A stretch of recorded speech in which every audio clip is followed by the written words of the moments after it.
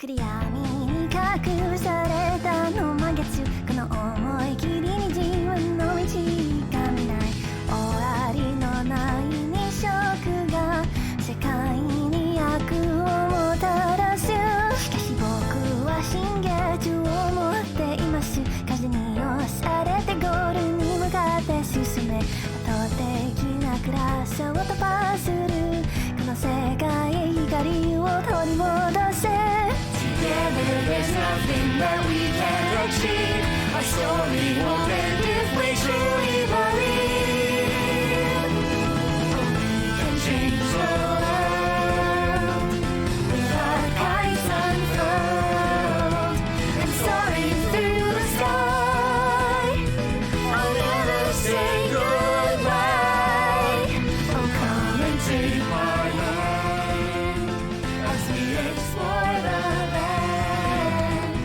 never let you go And I will be your hero Come and take my hand As we explore the land I'll never let you go And I will be your hero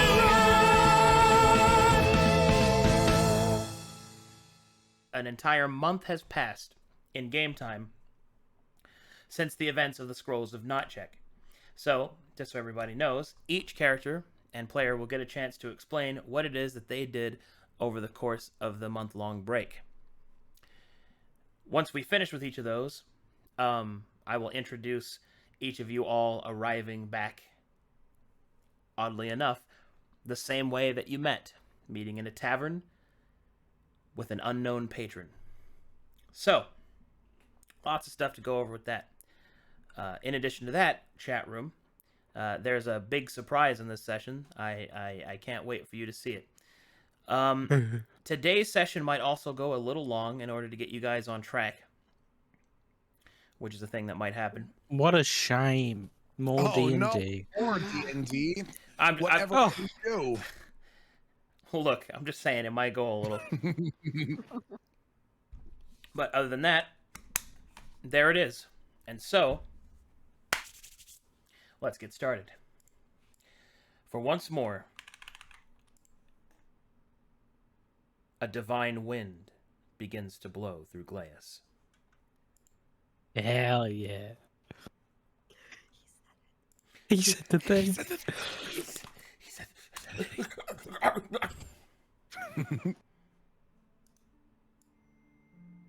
All right. So, here we go. So, first one that we will start with, as their adventures have taken them to many different places. Let's start with the same thing that we've done before. We will randomly decide who goes first. Brubad. Aye. Sock. Tell us where you went.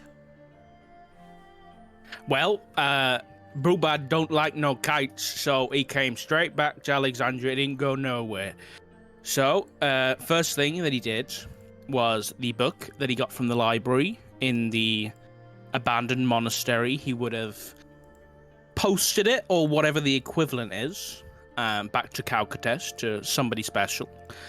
After that, it was a month, right? Mm-hmm.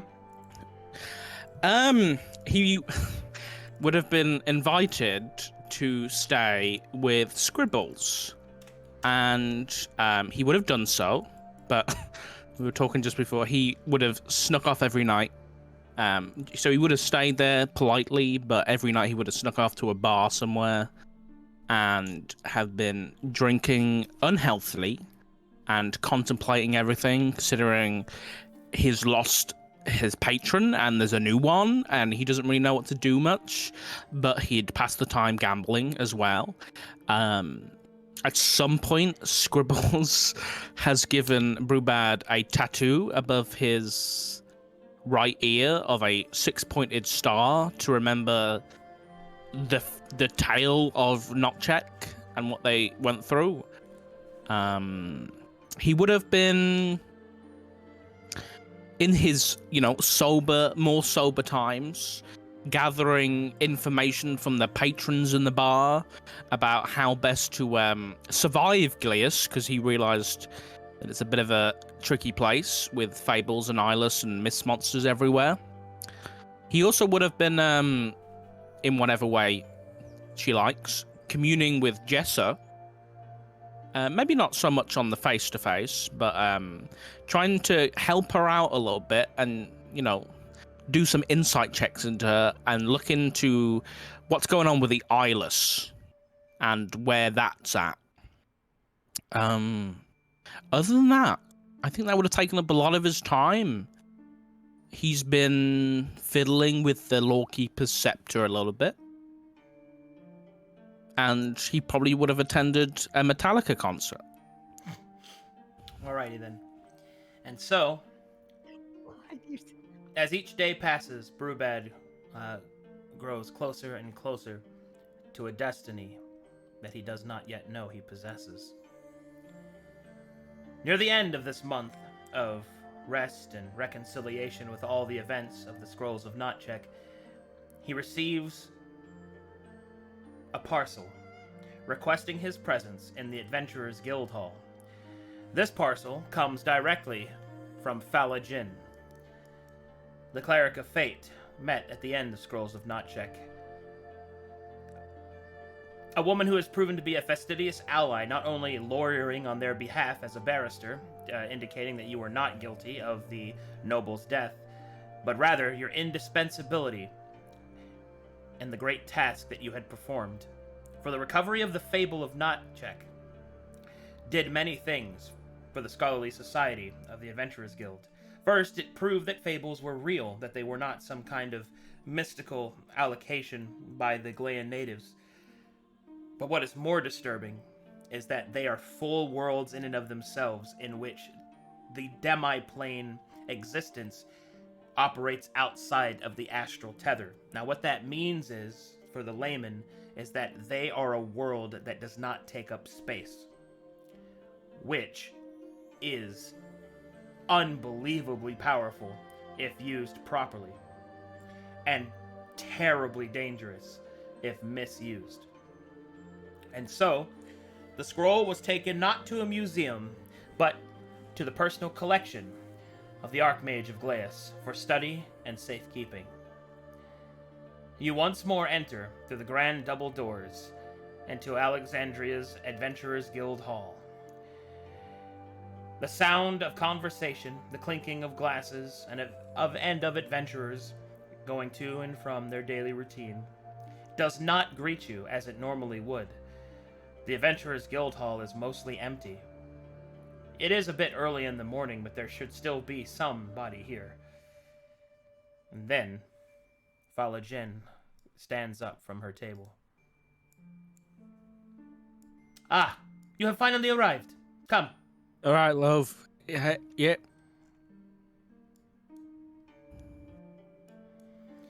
Well then, it seems that you have made your journey here. Take a seat. I no doubt the others will be here soon. It's a bit empty in here. Everything all right? Everything is fine. The conversations that we are to have are not for everyone's ears. The Adventuring Guild has been closed for this meeting. Oh. Okay. Well, is the bar open? The bar will be opened, yes. Drinks will be provided. Stay seated. Good, because I was about to leave. All right. And he'll take a seat, put his feet on the table, and wait. Fala Jin, true to her word, will retrieve you a drink. Now, good Sir Dwarf, only one for now. You get another one if you are a good boy, and puts it on the table in front of you. Oh, well, you know what? It might be empty, but I'm up for a bar brawl if you want to call me that again. Yes, I'm sure. Shaken in my boots I am. She dismisses your threat with the wave of her hand. He'll drink. All right. As Brubad takes a long swig of the ale, it's bright, proper stuff. You think that it's probably Nice. made by a dwarf, although it's not. There is something to be said with the lack of vicinity of the ingredients. No doubt it had to cross the ocean, which means it is a little bit stale, but nothing more than you could really look forward to. It's certainly better than that damn rice wine, or sake, as the people here call it. Some weak shit. Yeah. A little sprinkle of earth in this will do it right good. Alright, and as he kind of leans back in the chair, kind of enjoying perhaps the peace or so, Phalogen will look up and will say, "My reports tell me that you have been, well, to put it curtly, spending a lot of time gambling and drinking. I know that your kind has a proclivity towards such things, but I cannot help but ask, is there something I need to be concerned with?" I don't know. It seems you've taken a concern in my business without me fucking knowing about it.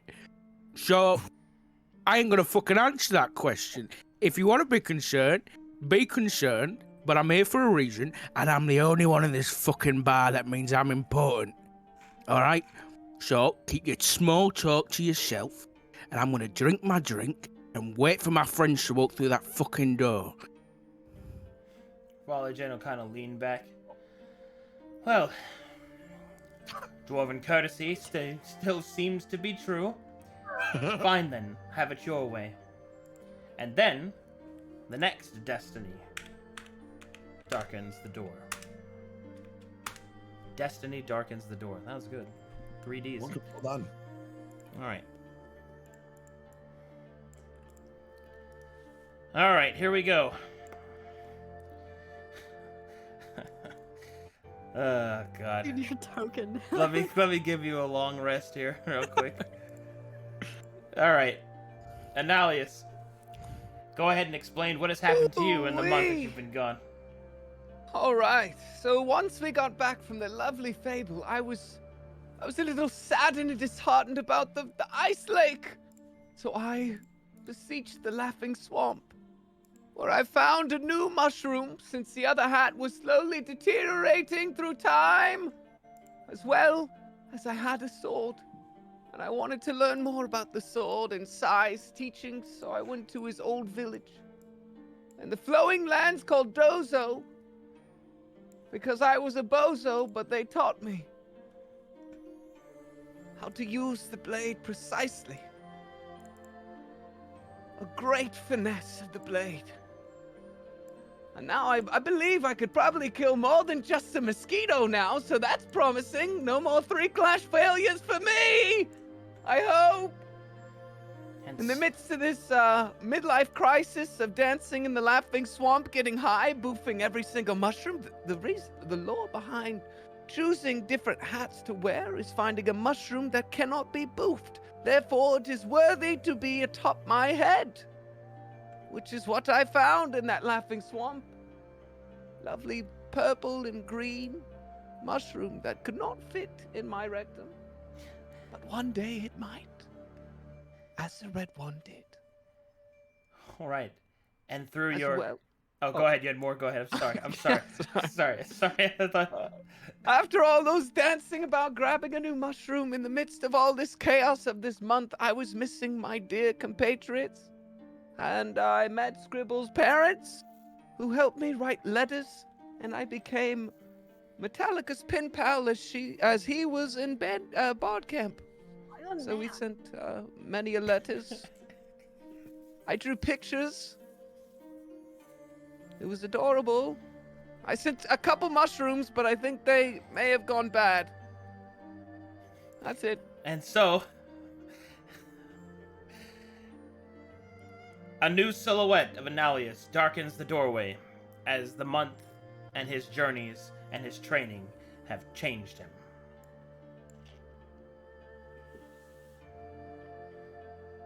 What's up, motherfuckers? Let's do some shit.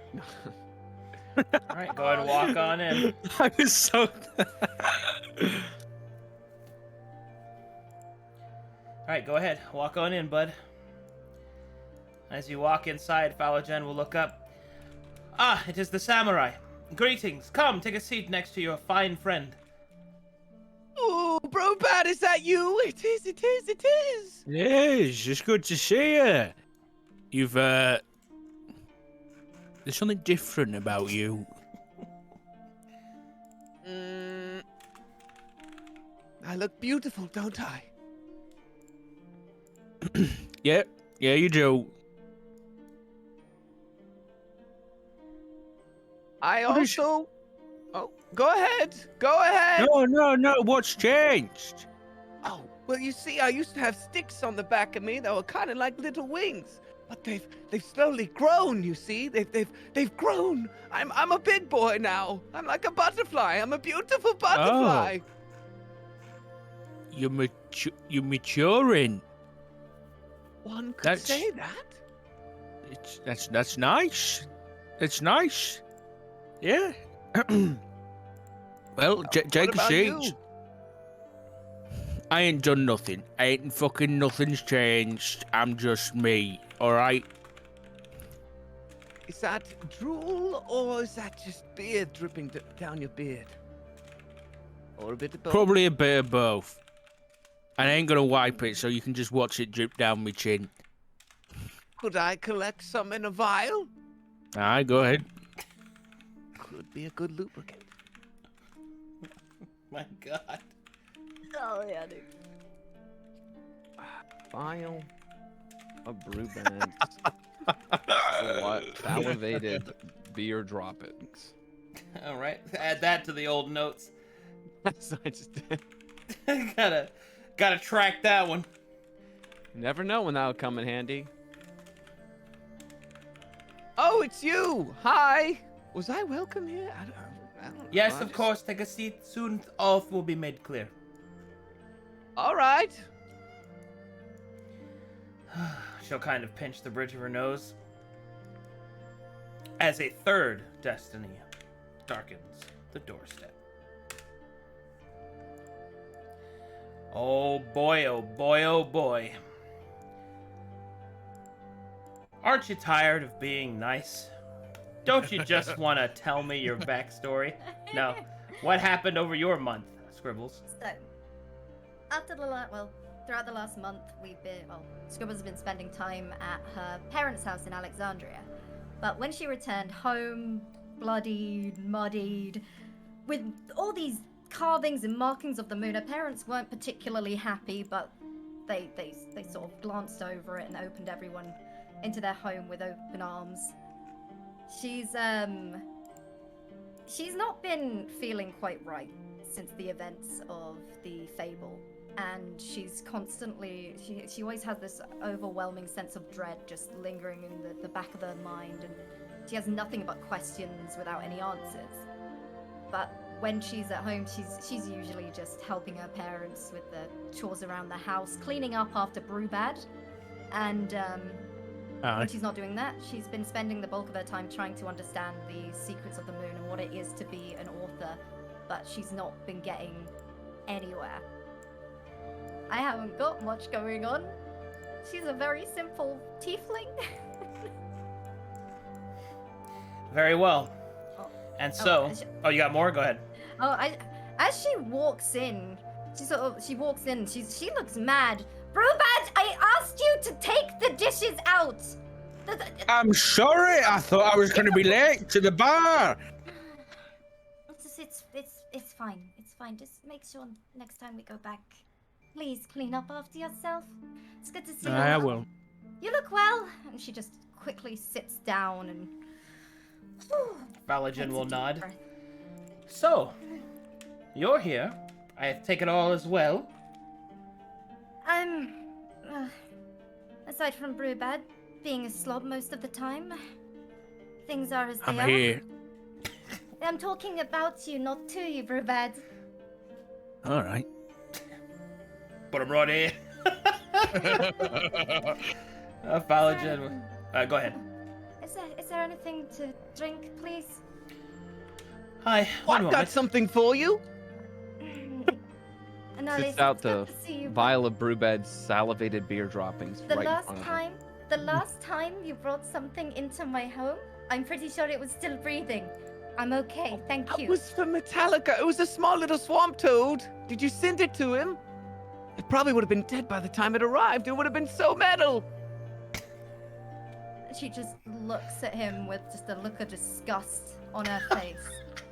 Oh, well, if you didn't, I have another. Just throws down a swamp toad that's like decrepit, one leg just completely contorted as if it went through an exorcism, and just slides it right next to Scribbles' drink.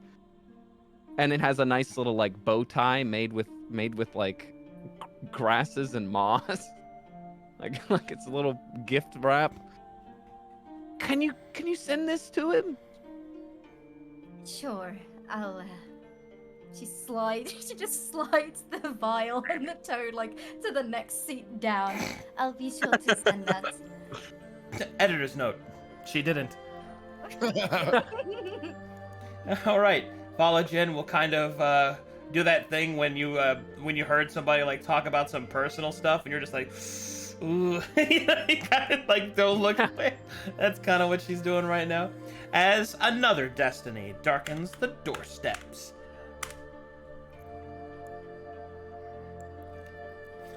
All right. Metallica. Yay! All right. That entrance is like thunder. Yeah. All right. And so, Metallica stands before the door. All right, tell me what's happened to Metallica, Hirona. I think most people have seen it. He went to Bard Camp Bard camp. in a place that's very much like Norway, but you know, obviously for here. I don't know anything about Norway. The Bard's College in Yes. Krasix. Yes. Oh yes, Krasix. Bard Camp, by the way. He basically Or not in Krasix, but a Bard College chapter house here. That's right. Sorry, continue. Well, okay. I've been kind of contemplating because like I'm a lover of black metal and I was like, oh, what if I had a page about that band that was burning churches and like and then Alright. there was like a murder Okay. mystery in it. Anyway, it was going kind of dark. I was like, no, I shouldn't be doing this right now. That's kind of weird. But he went to a Bard College, essentially a play on words, like opened his eyes to what his abilities are and that he needs to actually take it a little bit more seriously. With the things with Mad Mork, the pressure of, you know, the eyeless. Yeah, he walked away from Lorita and has totally embraced the life of the bard. He's the master showman. He's also just really hollow and dead inside and doesn't really have a lot of feelings anymore. He's just really metal. All right. And, That does sound pretty metal. yeah. All right. So, That's metal as fuck. All right, go ahead and walk on inside then. okay. When he walks in, it's like he's going onto stage, and he just like drops his bag and he puts his hands up in the air. He's like, "Hey, let's hear some fucking noise!" And is like obviously very full of himself. Scribbles like Yes! staring and Popping his clapping. ear to his head. He's like, "I can't hear you." Ooh, Charlie could show! Charlie could show! Brubad chucks his keg of ale at Metallica, I dodge. like throwing a drink. Throwing a Yeah, drink. yeah. It, Yeah, like beer being thrown up on the yeah. and I'll like fist in the air and I'm like, yeah! And like beer in my hair flipping around, like, yeah! Anyway, I pick up my stuff and I'm like, hey guys, what have you guys been? Here. Did you not get the letters he sent you? Yeah, dude, I got the letters. And Metallica's kind of just looking at Analyst, kind of like, yeah. He also brought you this, and I point to the gammy toad on the table. Oh, nice, dude! Metallica takes it and puts it in his pants. All right. He's gonna walk over with this toad as if it's nothing, and this is casual between them, and sits down across from Analyst and next to Fulla. You weren't the only one I wrote a letter to. I actually wrote a letter to one other person. I still have the letter. I wrote, Dear Schmeg, I wrote you, but you still ain't calling. Where is the little flying nut? I know you got my last 2 letters. I wrote the addresses on them perfect. Scribbles is gonna look under the table to see if Schmeg's there. What the fuck? Valid. Is there like, can we get a booster seat? We have another one coming, but we need a booster seat. Is this okay for children? Is that Schmeg in your pants? Just sees the frog leg, the frog hand sticking out. Schmeg! Falagin will say, he should be here soon. He was sent a message just like each of you. And then, last but certainly not least, a very small shadow will darken the door. So I like to think that at first, no one, like, I like to think that Schmeg arrives fashionably late. But when he shows up, you don't see him at first. All you hear from outside is Bippity boppity bippity ball. I hereby command you to open this door. Can I Brubad opens the door. I think when Brubad opens the door, Schmeg has his hands up like he was gonna push the door open and panics and flies to the side, and then he like flies up a few feet in the air and crosses his arms and then proceeds to fly in as though the whole thing was completely magic. Yes, don't mind me. So As Schmeg, Sovereign floats his way inside of the door. Why don't you tell me what Schmeg has been up to for last month? yes, so Schmeg has been, I like to think that he's been visiting places of darkness and places of power, sort of like caves, sacrificial or ritual sites, just basically anything where he can try to attune himself to any kind of power, profane, dark, magical, arcane, whatever it is. Because basically I like to think that he's been trying to commune with Alakan High and understand where he now stands now that he's made this undeniable step towards goodness, though he himself is wondering whether or not it was out of goodness or out of self-preservation. The conflict. The conflict. And somehow, with one eye squinting, sort of like he's anticipating a blow, he spends some of his afternoons reaching out with his consciousness to whatever that green elven maiden, who isn't actually a maiden, that he may have communed with during that final battle. I like to think that he's been practicing new dangerous magics, but this comes with an addendum, which is that somewhere deep down, for the first time in his infinite cosmic expanse, he's uncertain. He doesn't really know what it means now that he's sort of mixing drinks when it comes to the deities, and he wonders a little bit where the power balance is going to lie when the dust settles. And he's also been staying with Kiwo's character's parents, with Scribbles' parents. And I like to think that late at night when Brubad goes out for drinks, Schmeg practices his new incantations in his low sonorous tones in the upstairs bedroom. And I like to think that her parents would charge up to his room and throw open the door like Dudley's parents in Harry Potter when he's practicing his spells. Yes. And just in the same way, whenever they open the door, he just pretend to be sleeping again. And they stomp back downstairs. And I like to think that while her parents are probably nothing like Dudley's parents, I imagine them tolerating Schmeg sort of the same way that his parents tolerated Harry, kind of begrudgingly, with an underlying sense of like, oh my God, when does he leave? When does he leave? Every morning they're like reading over the paper. You can just hear them mutter under their breath. He keeps talking to Dark Lords. I can hear him in there. If he casts one more spell, I'm going up there. That's it. Your That's mom's it. like, I've had enough. It One sounds more like they spell and have I'm a going up really there. nice relationship. So I think we're Bippity gonna be okay. boppity, bippity tread. Who wants to make some toast out of this bread? Oh, actually,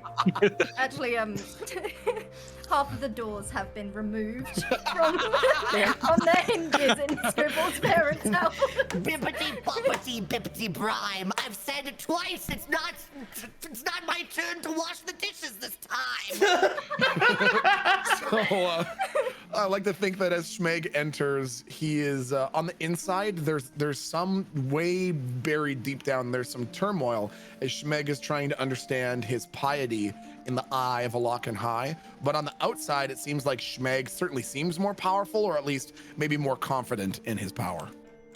Alrighty then. And as you enter, Falajin will then say, "Good, then you're all gathered. Come here. We have much to discuss." I'm going. Don't rush me. I've got small legs. But you're flying. I don't want to talk about it. Alright. Okay. Falajin will then move forward, steepling her fingers, and she will say,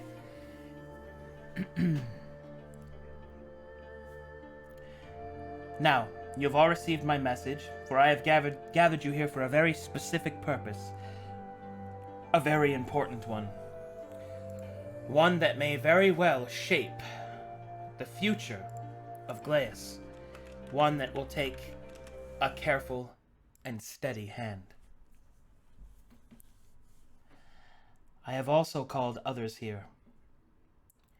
One is already waiting for you. To be clear, you are about to meet some very important people. I would suggest that you watch your manners carefully, for you represent not only yourselves, but me. There is a classified mission that is required of you.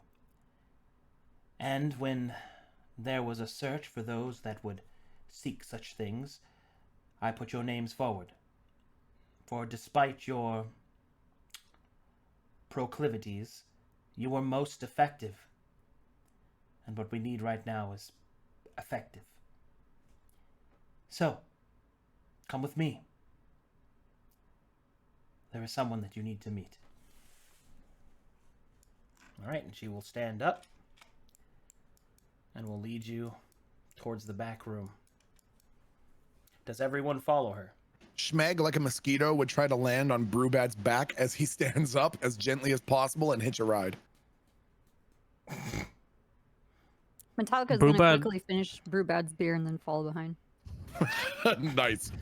Nally's just gonna spring upon Metallica's backside as if we're doing a chicken fight, but to see how strong Metallica's bard camp training has been going because of a letter that Metallica once sent Analyst, talking about the next time we meet and we decide to go on foot, you won't have to weary those beautiful carry feet you, of dude. yours. You'll carry me, so my feet may look like yours one day, Metallica. Like a weird fungi butterfly. You're like really delicate. You're like, But you have to admit he is a pretty fun guy. I need all of you to please. Okay. All right. fair Yes, enough. mother! Okay. alright.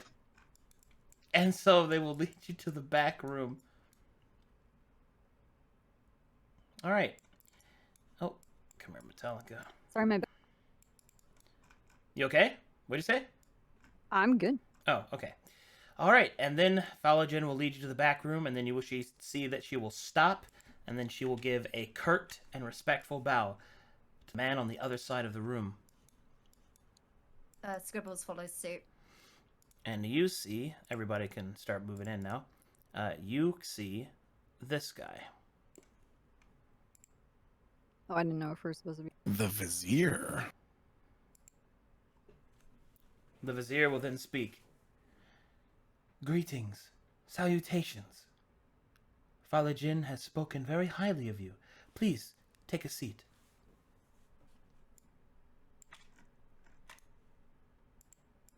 Brubad will take a seat and put it at the end of the table, spin it round, and sit with his legs either side.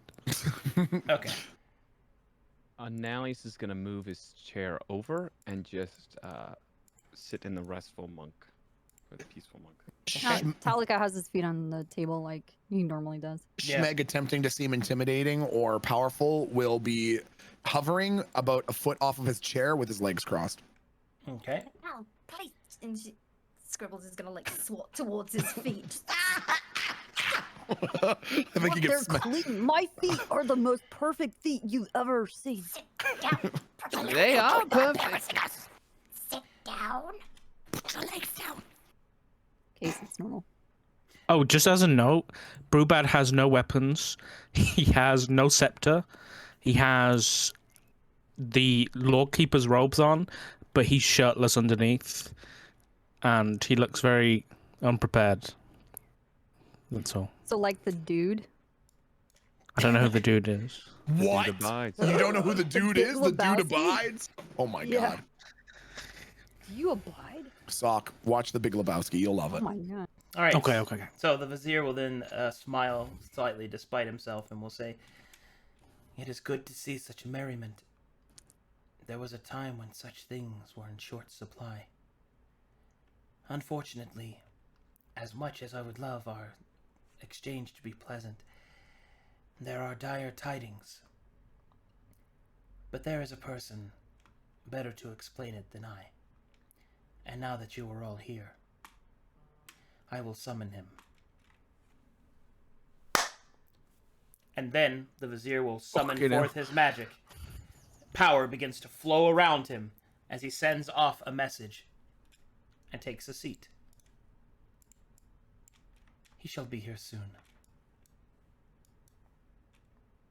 Does the bloke normally respond to a clap? I wouldn't fucking respond to a clap. Scribbles Yeah. is gonna lean over the table and point at Brubad and just start clicking her fingers at him. Sorry. I was Yeah, just you know, gonna that's ask the kind of, vizier about his shampooing. It's kind of troubling for those of us that are often misidentified as mosquitoes if we could keep the clapping to a minimum. So do you like condition your hair? Like mine's pretty long and white, and so is yours. Do you have to like tone it, or like, is it just like that? No, I do not have to condition my hair, for it is this. And then the vizier will pull on a strand of hair, and it will transform into a small handful of worms. And then he will put those, and then he'll put the worms back into his hair, and they will reform into strands. Oh, Could eat those. Could I have one of those worms? But they are me. Well, I'm me too. are Yes, you you are. saying? Are you saying that you're a collection of worms? I am a worm that walks, yes. Gonna take me a few minutes just to process that one. It takes a lot of people that long. How many worms exactly? I believe my last count is at 1,345,000.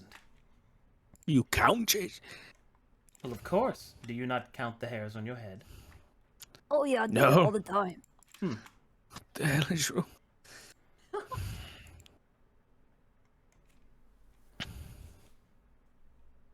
Metallica? Now, Yeah, Analyst. So there was a letter you sent me at the very beginning of Bard Camp about you did a footprint. I wanted to see if your foot got any bigger since.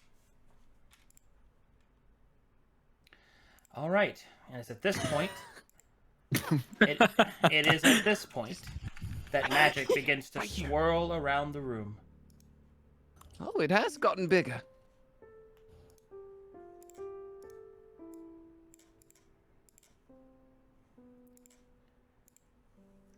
And then a figure appears before you.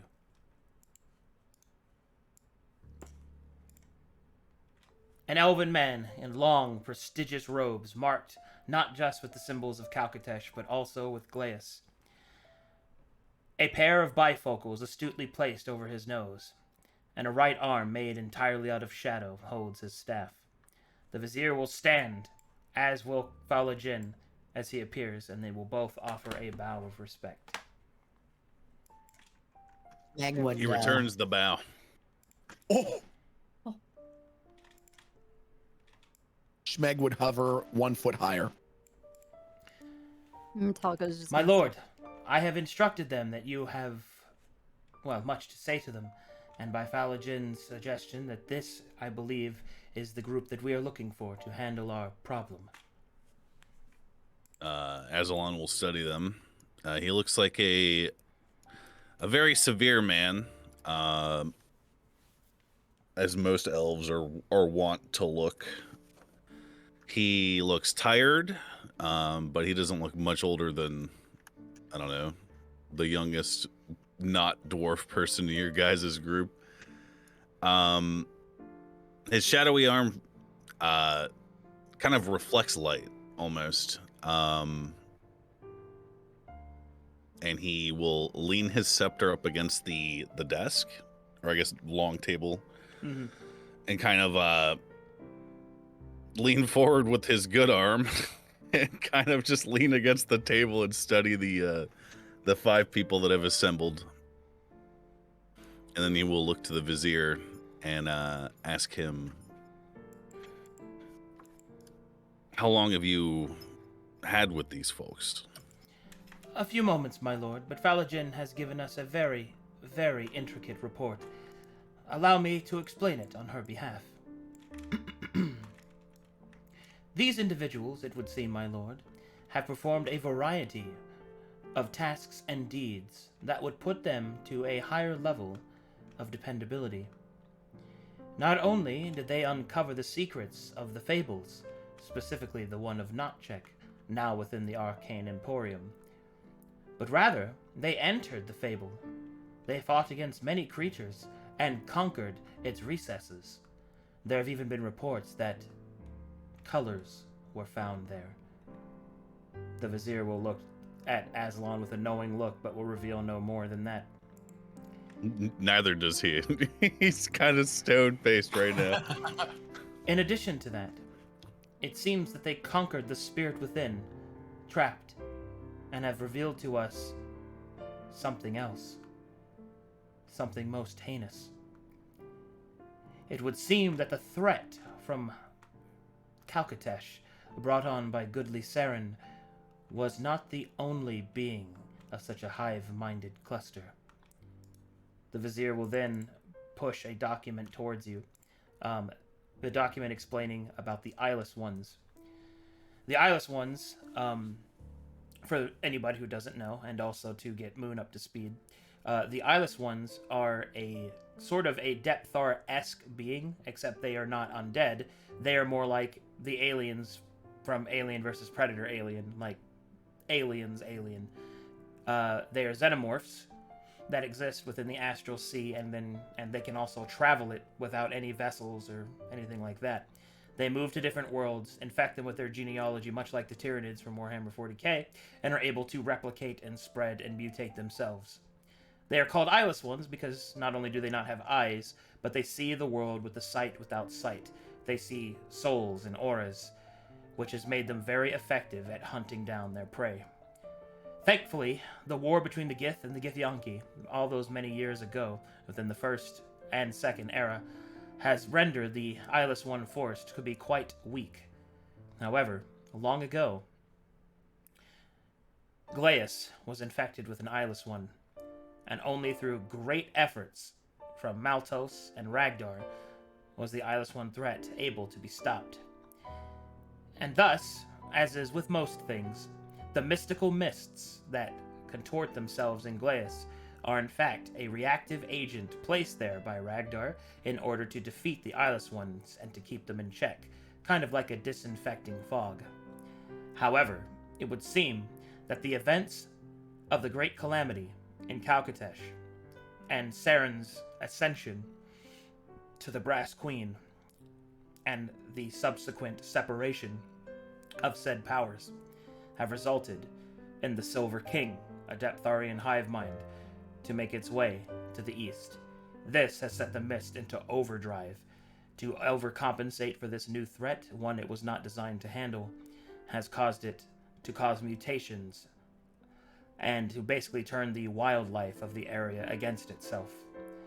Now, thankfully, through serendipity, there were some heroes in Glies have already presented themselves, adventurers seeking fortune and those that seek knowledge.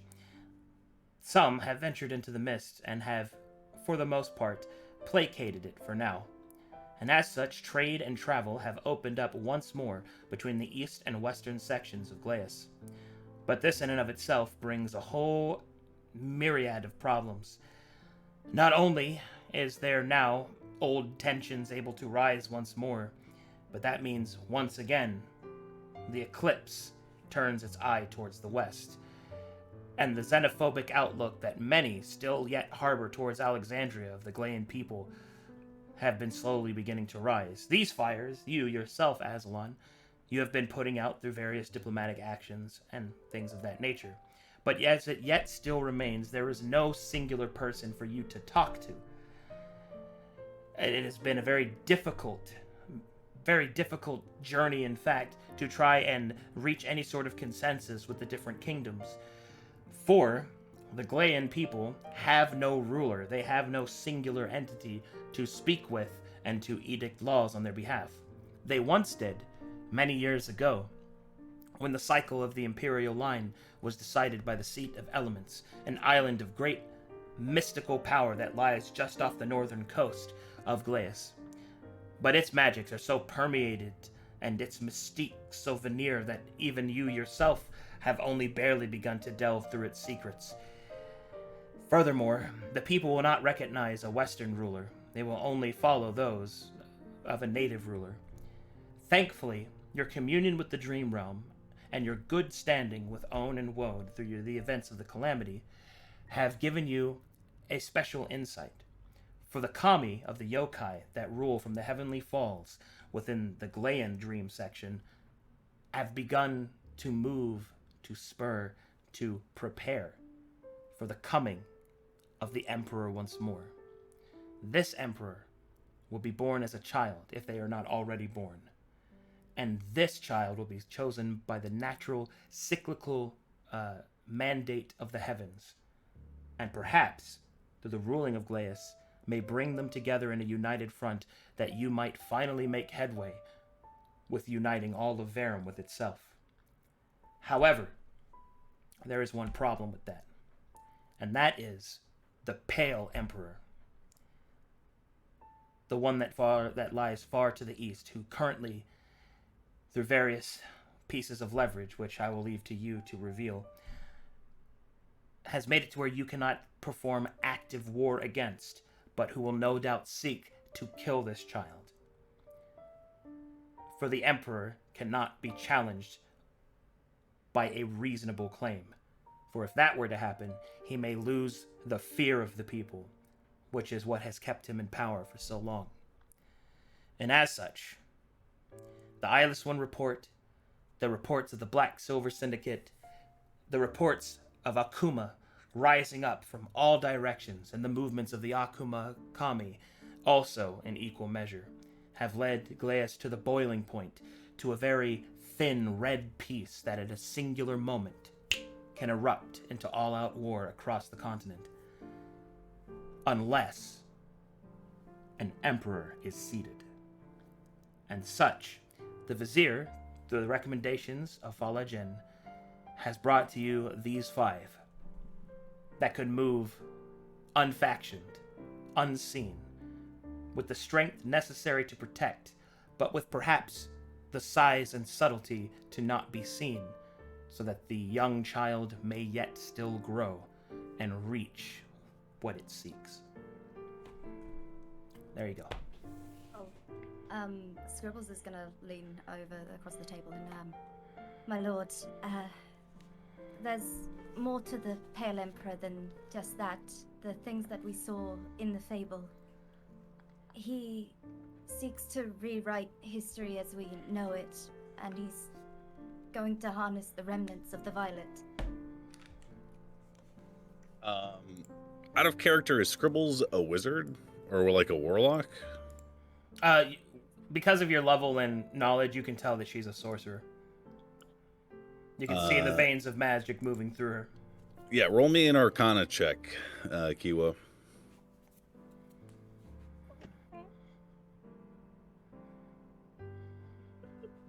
Okay, continue.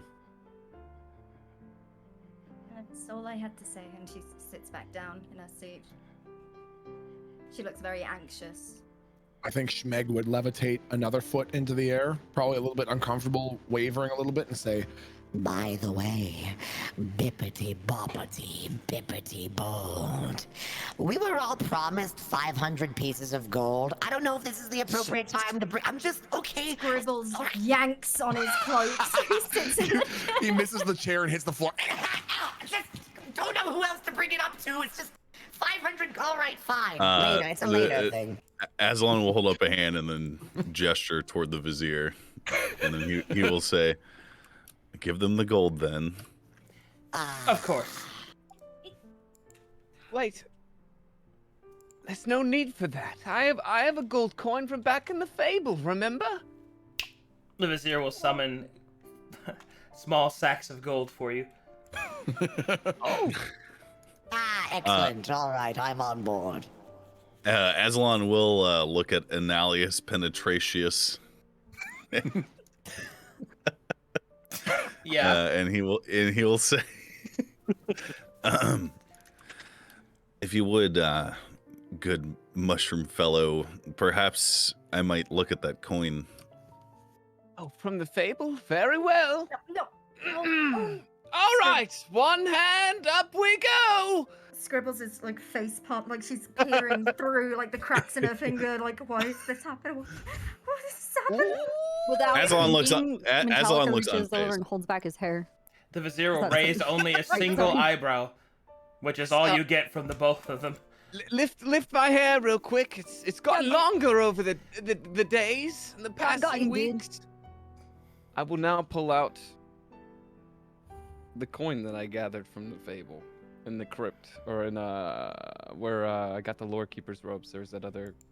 Yeah, I know where it's Okay, from. you remember that coin. Yeah, Awesome. Yeah, It's surprisingly very clean. yeah. Damn. Swamp enemas are quite glorious. Metallica winks. Thank you. Uh, Would you Go like ahead. this coin? Yeah, just slide it down here. I shall take it. The vizier will offer his Wait. hand to the coin. Slide it down. Okay. You can hear Scribble like retching. Here we go. I slide down the table and hand the coin to the lady. Man. Elf. He'll take the coin. You can go be seated now. The vizier will first analyze the coin quickly and make sure it does not have, in fact, any fecal matter on it before he hands it to Azalon. Do not worry. I keep that gold clean. The vizier will squint and make sure. He will not allow the Lord of the fucking Archmage of Glies to get shit on his hands. He seemed rather unfazed. Does he All care? right. The vizier cares. Because, Baka. All right, Analyze. and then we'll hand it to Azalon. It seems clean, my lord. Azalon will study it. He'll pinch it between his fingers and kind of like turn it around and look at it. That is indeed proper formation. Pinch it. Oh my Would you like to boof as well? No, for As- goodness as- sake. Azalon ignores the proposition to boof and will. Thank God. Schmeg looks relieved when Azalon doesn't register the boofing part. Woo! Is it glowing with magic? Does it As you analyze the coin carefully, it is not glowing with magic, but it is essentially of a proper historical age. So that will verify that that items and things can exist inside of fables and last until they are pulled out. So This is happening. so they can be sorry, physically Scribble. stored basically. Okay, go on, Kiwa. Scribbles, like throughout all of this, Scribbles is staring daggers at Analyst, and like her skin's purple. But for a second, do you think her cheeks flush red?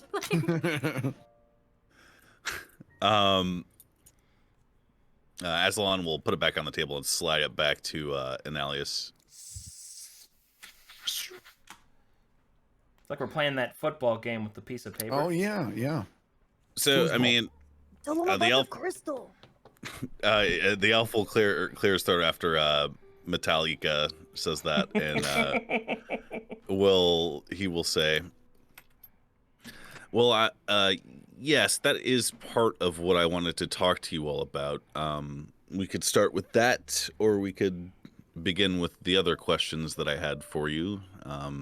What all have you collected from this fable? Do you have anything of note or interest on you? No.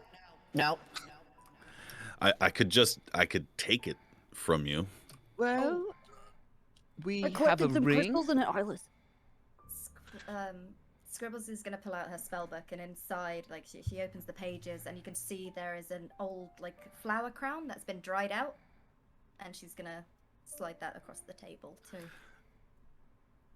Could we collect all of this just so I can have a quick perusal while you tell me a bit about yourselves?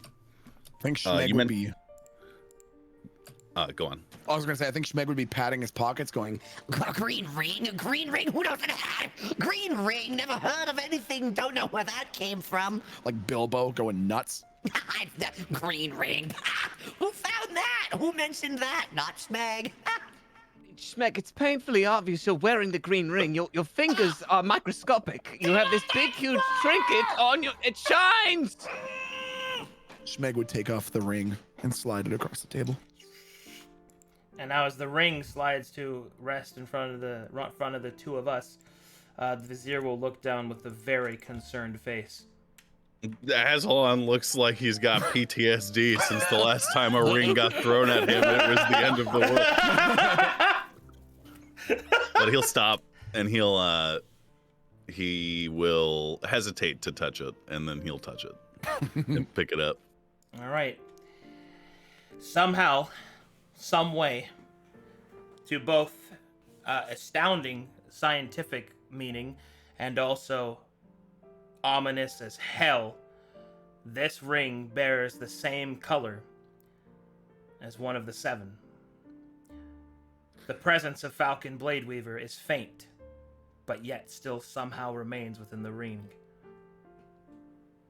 Are there any etchings on it that would like maybe like a maker's mark or anything like that? Well, as you take a closer look, what you're able to find, strangely enough, is that the maker's mark, where it would be on the ring, there is another symbol. One that you do not recognize. Well, rather, one that you cannot read, but one that you recognize. Specifically, it is a word of power, written in Cyclopean.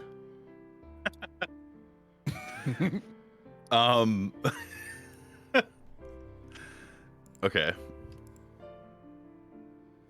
That was given to me by a powerful elven maiden, and I expect it back. Tell me about this maiden, if you don't mind. Well, we haven't exactly what you would call a verbal relationship. It's more about feelings and emotional. We have a very strong connection. There's a bond there. You wouldn't understand. You don't know anything about it. I found it. I was chosen. The ring came to me. It's mine. And All I want to technically, do is use the ring to reshape this world in my image. Is that so bad? Azalon Double take.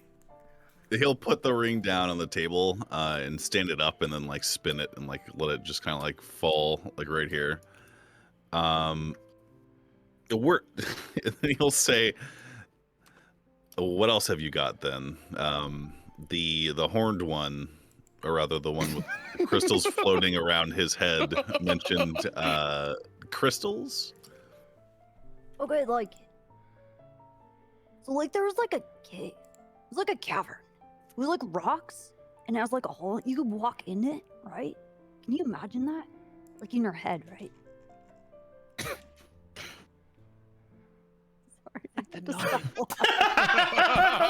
laughing. Good shit, but we both fucking did that the same.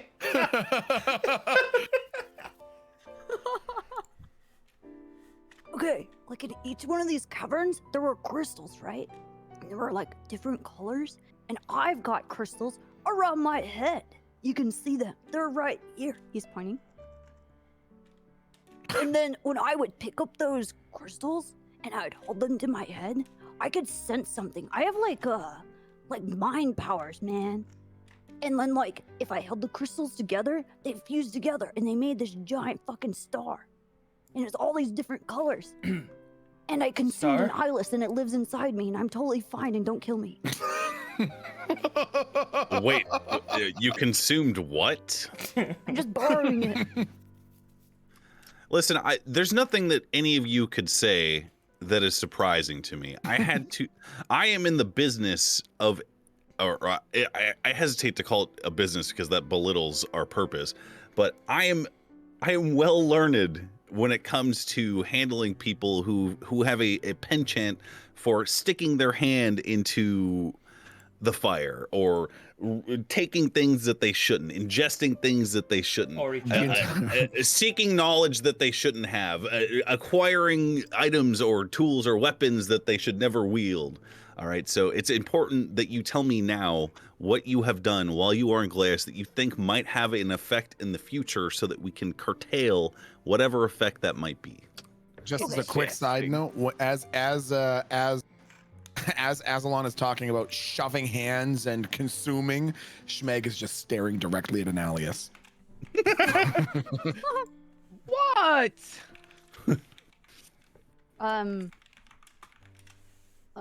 Okay. Okay, so like, there's an eyeless.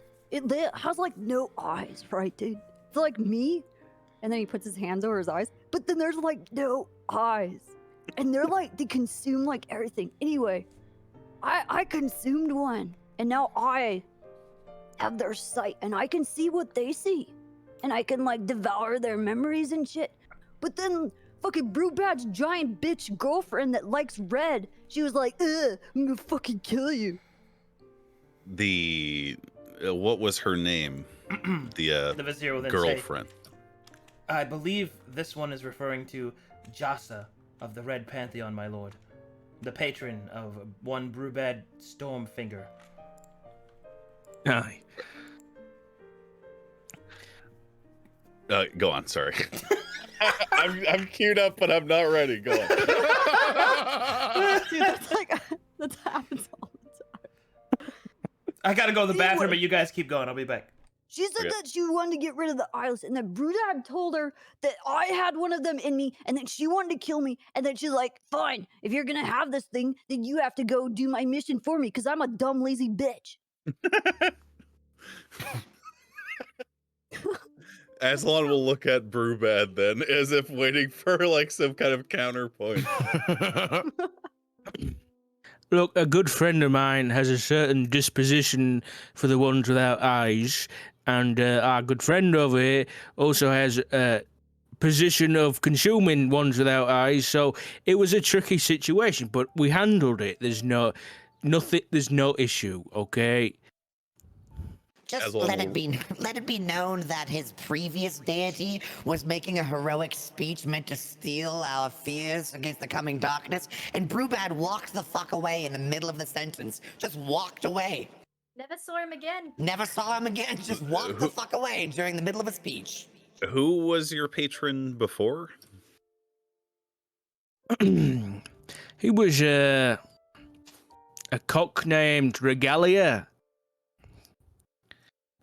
Azalon actually kind of shrugs a little bit. I've never heard of that one. Something you don't know.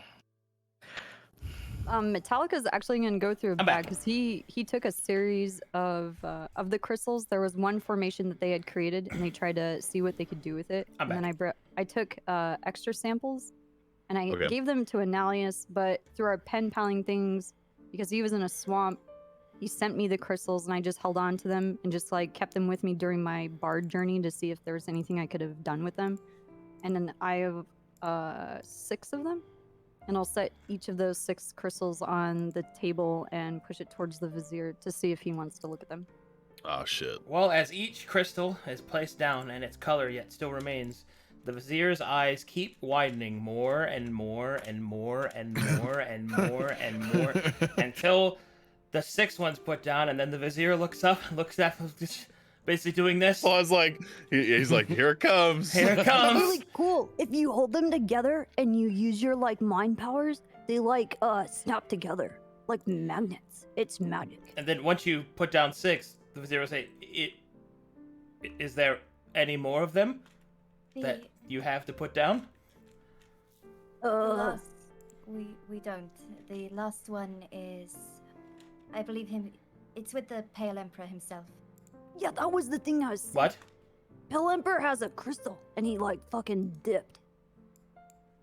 What colors does Azalon see out of these crystals? All but the bad one.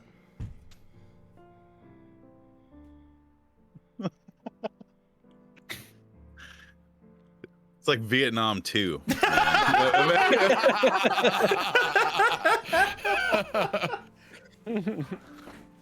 Azalon will look sad. Like genuinely sad.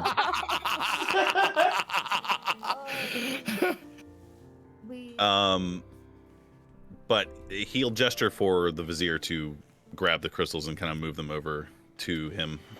All right. The vizier will move them over towards you and, start nerding out a little bit. Metallica said that there was a way to activate them, right? I believe he said mind powers, my lord. Azalon will look to Metallica and then say, could you possibly bring them together like you mentioned? Metallica nods, reaches over for the crystals, and then just kind of holds them up, to his face, and slowly, as just a little magnetic toys, not really too much significance in his mind of what's happening here. It's just snapping them together until you get the 6-pointed star. Fascinating. Vizier, if you don't mind, look at it from every angle. Just kind of circle it around, I guess. I don't know, or maybe you could spin it around us for us. The vizier will offer his hand for the crystal star. Okay. And then he'll float it above the table and turn it around. And the vizier will turn to Lord Azalon and say, "Shall I delve, my lord?" Yes. All right. The vizier will cast some divination magic and will analyze the crystals. His brow will furrow in confusion. "My lord, it is not as we feared. Although their remnants are yet still here, I do not sense their presences. And indeed, it seems what had happened yet still remains. But what is That's strange, comforting. What is strange, my lord, is that there are memories within these crystals. Not of the colors, but something else." Metallica's gonna quickly jump in and be yeah, each one of these crystals, I would take them, and then I would have visions, and the vision kept getting worse and worse and worse and worse. What other things? What did you see? A giant eyeless monster. I think that's what I have in my notes, at least. Mm-hmm.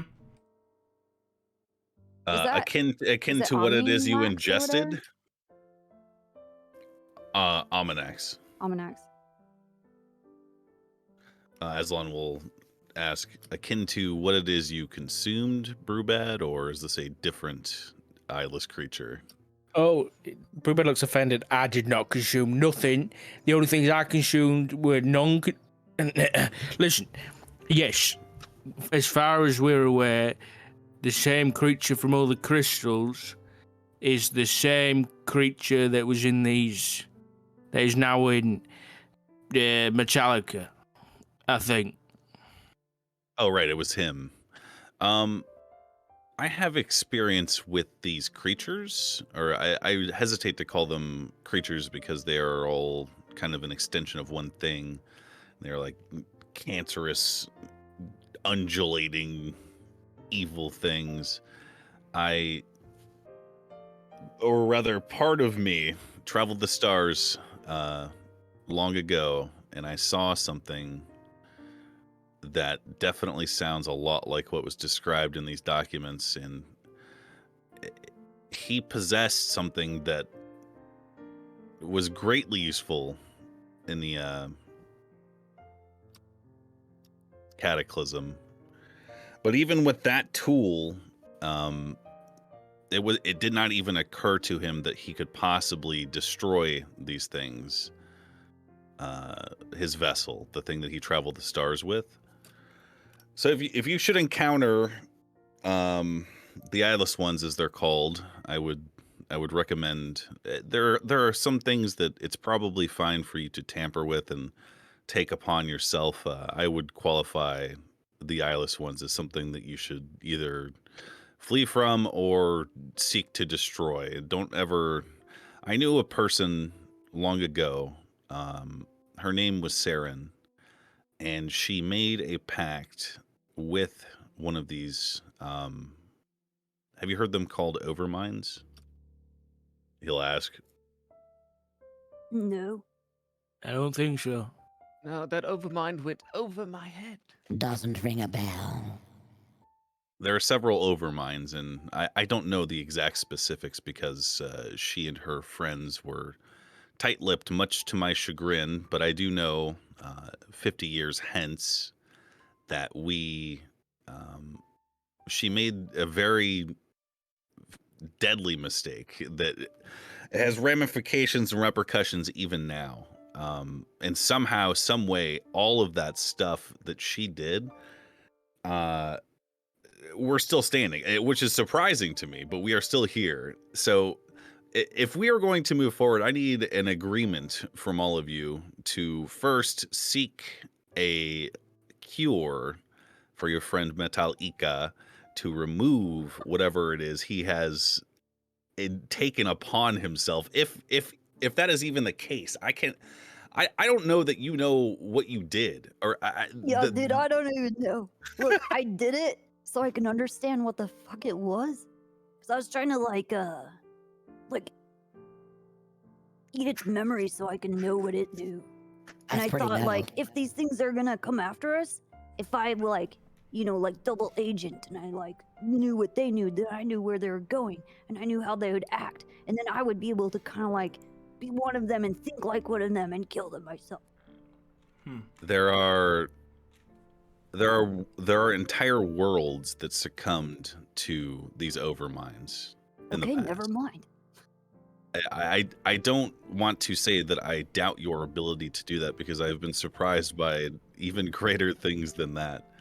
And indeed, Saren's fusion with one of these overminds actually assisted us greatly before the cataclysm.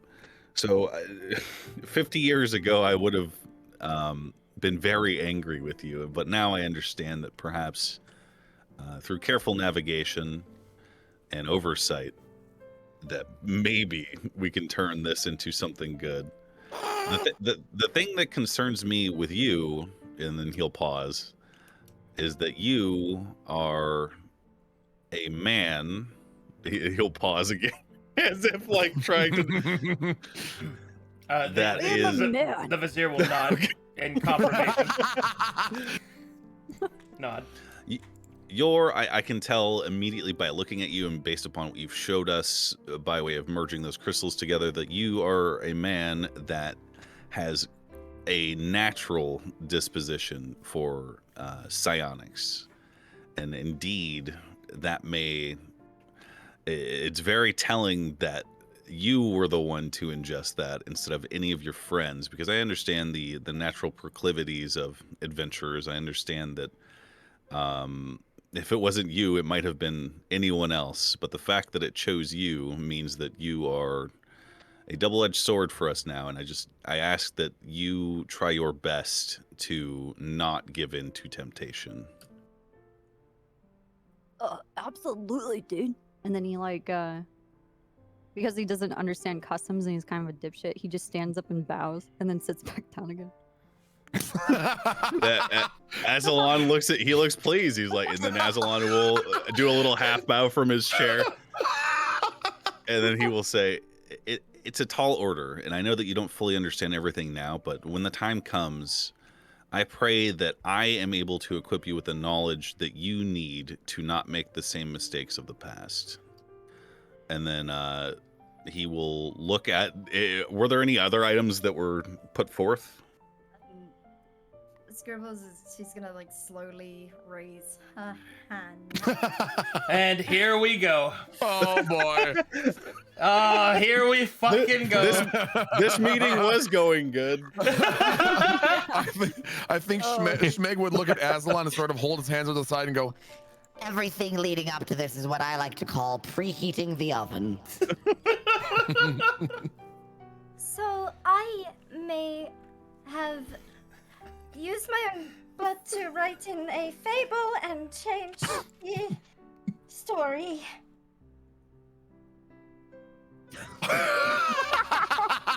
Schmeg hovers a foot away from Scribbles. Can you tell me what exactly that means? Walk me through the entire happening. Well, I panicked. I panicked. I was bleeding, and I might have taken the fable while we were fighting with Notcheck himself, and used my blood to rewrite the fable. When we were in the fable, it was insane, dude. You totally just had to be there. Literally, reality collapsing forward and backward around us. So It's quite something.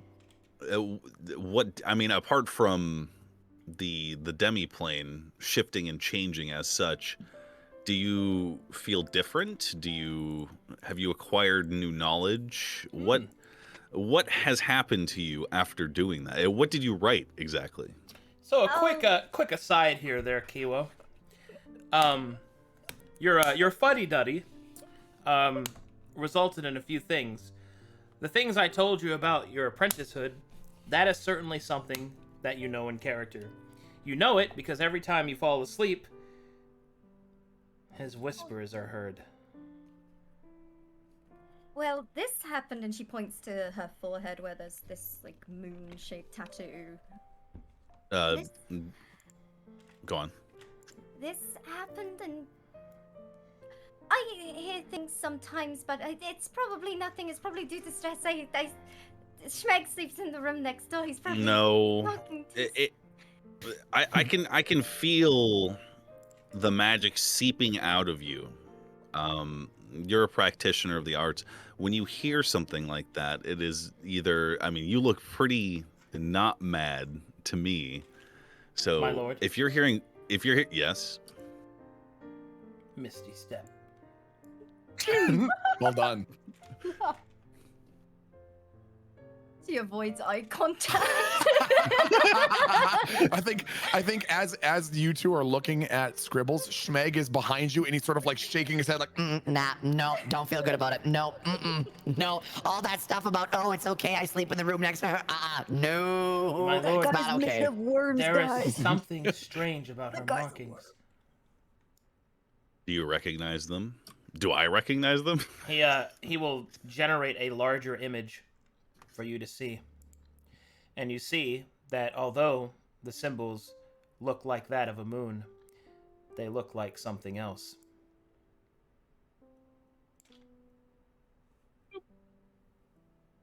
The teleporting pad Okay. and Camp Last Stand. Why are you laughing? I don't like this. I Because- don't like where this is going.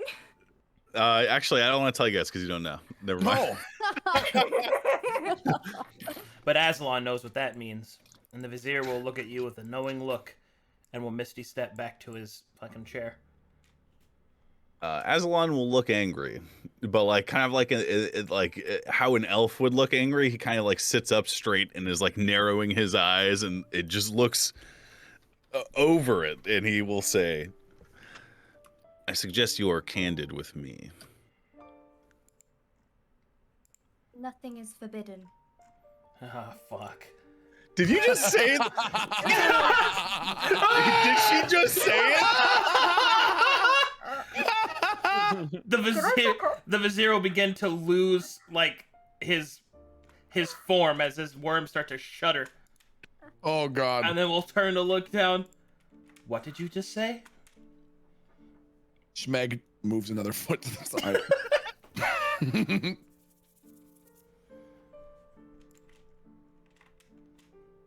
Now is not You the know time to who- hold your tongue. Azalon will hold up. We'll hold up his hand, and then we'll. He will say to Scribbles, "Have you heard of a man named Tyr?" As Azalon speaks the wizard's name, Scribbles begins to feel a pain in her head. She sort of winces. Would I have known his name at all? Is it? You would have something known everything around his name, but now that the name has been spoken, you know what it is. Hey, stop that! Don't fucking hurt her. She didn't do nothing. She just nods. What do you know about him? Wait, what do I know exactly? 'Cause Now, thankfully, this time, you know only as much as you know. You're the Which- player, which is not a lot, so. do I know that he's an author? You know that he is an author, yes. But more importantly, you know that he is, well... Okay, let me explain exactly. You know you don't know nearly as much as Azalon does or anybody that actually participated in that, but what you know for certain is that Tyr is an individual that believed in the creed that nothing is forbidden. And he was a hero in Alexandria and Glies. The stranger. Yep. There it is. Yep. Okay. There it is, Yep. sorry. There we go. Okay, sorry. No, please continue. No. Follow that line of that. Yes, go down that path. He's the stranger, and he's done nothing but good deeds for the people over here. The Do vizier will close his you- eyes and breathe in through all of his noses. Do you have time for a tale, good lady? I love story time. I'm gonna look back at everyone. She's like shaking, like just nods. You know, it's not only her time that the story would take up. There's a bunch of us. And He Schmeg would leans look back around. and slaps Schmeg. And Schmeg would Zelko's shut up. settling in and shoes are up on the desk and is like, hell yeah, story time, dude. All right, Moon, give it to him. Okay. Time to see how much I remember. Hell yeah. Are you... How old is the oldest one among you? That'd be Brubad, the dwarf. What do you mean, Brubad? I'm a celestial being. I'm 416,000 years old. Metallica's counting on his fingers. Oh, that's good. That's good. No, one extra. There you go. Is it this one after this one? Is that one? It doesn't really matter about the order as long as you get the count right. Usually you Yeah, follow yeah, each one dude. after the next. Like me, follow me. One, One, two, two, three. three. Wait, Oh, God. which one do I use? Usually I just use two fingers How do when we it goes summon the up the thing that bottom, wipes but- out the entire realm? How do we do that? We need another piece of the crystal. God. Oh, I totally forgot We're to mention all the old enough prismatic to booth. drink, okay, dude? If you're Oh, asking, no. we have our IDs on us. Should I have mentioned the I know the prismatic booth? owner. The of this Rainbow venue. Road? Good dwarf, how old are you?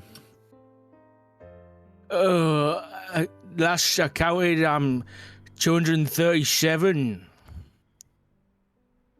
Do you ever see a flash of light in the sky? Maybe... How long ago would it have been? 50 years. Before... no, before that. Wait. Which one? The one that Azalon would have been alive to see that stopped time, basically. You know what I'm talking about? Oh, that one? Yeah. That one was approximately, I think it's 190 years ago. Okay. I don't like to assume things, but did you grow up in Krasix by chance? No, Jolton. Horrible place. So did I. I'm a ward of Witchtown. Oh, which town? Never went myself. I stayed over in the Grinning Gambler. You know, it's strange. We would have dwelled in there or around there at the same time when the light in the sky was. He pauses. Purple. This, The vizier lets out a breath. And time froze. Do you remember that by chance? I know you would have been a younger man. I think most people around that time, they ain't gonna forget it. That and everything that followed was a direct consequence of a man who believed that he had the power to, and then he'll pause and look at Schmeg. Rewrite things in his image. I gazed into the sky and I saw a vast collection of what appeared to be rock, but really was just a horrendous mess of screaming faces and souls that had been extracted from people in the pursuit of changing everything, of undoing everything. And it's strange because I know that I've seen centuries, and I know that the dwarf here has seen centuries, but the concept of time and of everything is completely thrown out the window when you are the man tier, or when you are these remnants of the past, of the cataclysm. It's important to know that this would still be the 6th iteration, right? That is correct. And just to be clear, the thing in the sky you were talking about, were you talking about the Herald? No, there was like the previous one. Okay, so we're on the same page. phase 3. Phase 3, I think, is what someone in chat said. Oh, that was not okay. I thought you were referencing something else. Phase 3 was a little over 50 years ago, like 55 or something like that. Okay, it would have been longer than that then. Yeah, the Reckoning. Yeah. Oh, okay. That was 190 years ago. Yeah. Yeah. Tyr was a servant of the Seven. Are you familiar with the Seven? Brubad will take out the holy symbol of the Seven we got from the fable. Bits and bobs, nice colours and all that.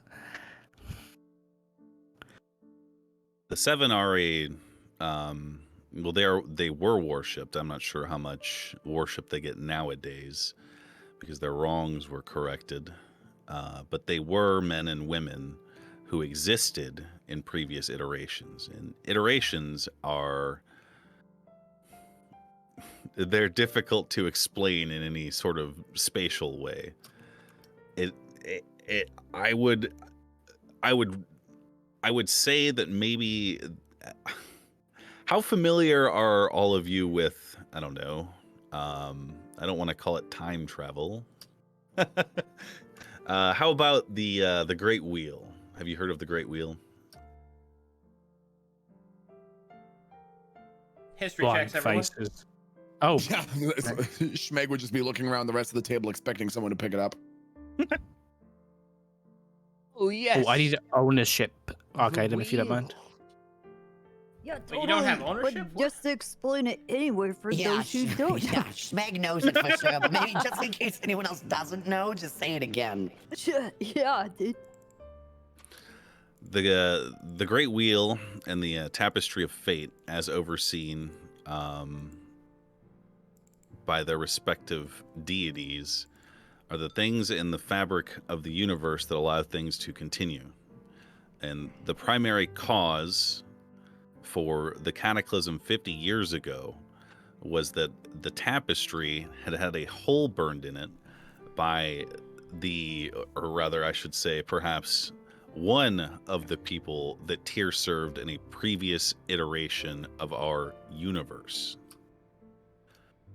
And it somehow, some way, this fellow found a way to disseminate himself and to split himself, to infiltrate the past and the future and the present, to do all of the things that he attempted to do in order to correct the mistakes that his masters made, the Seven.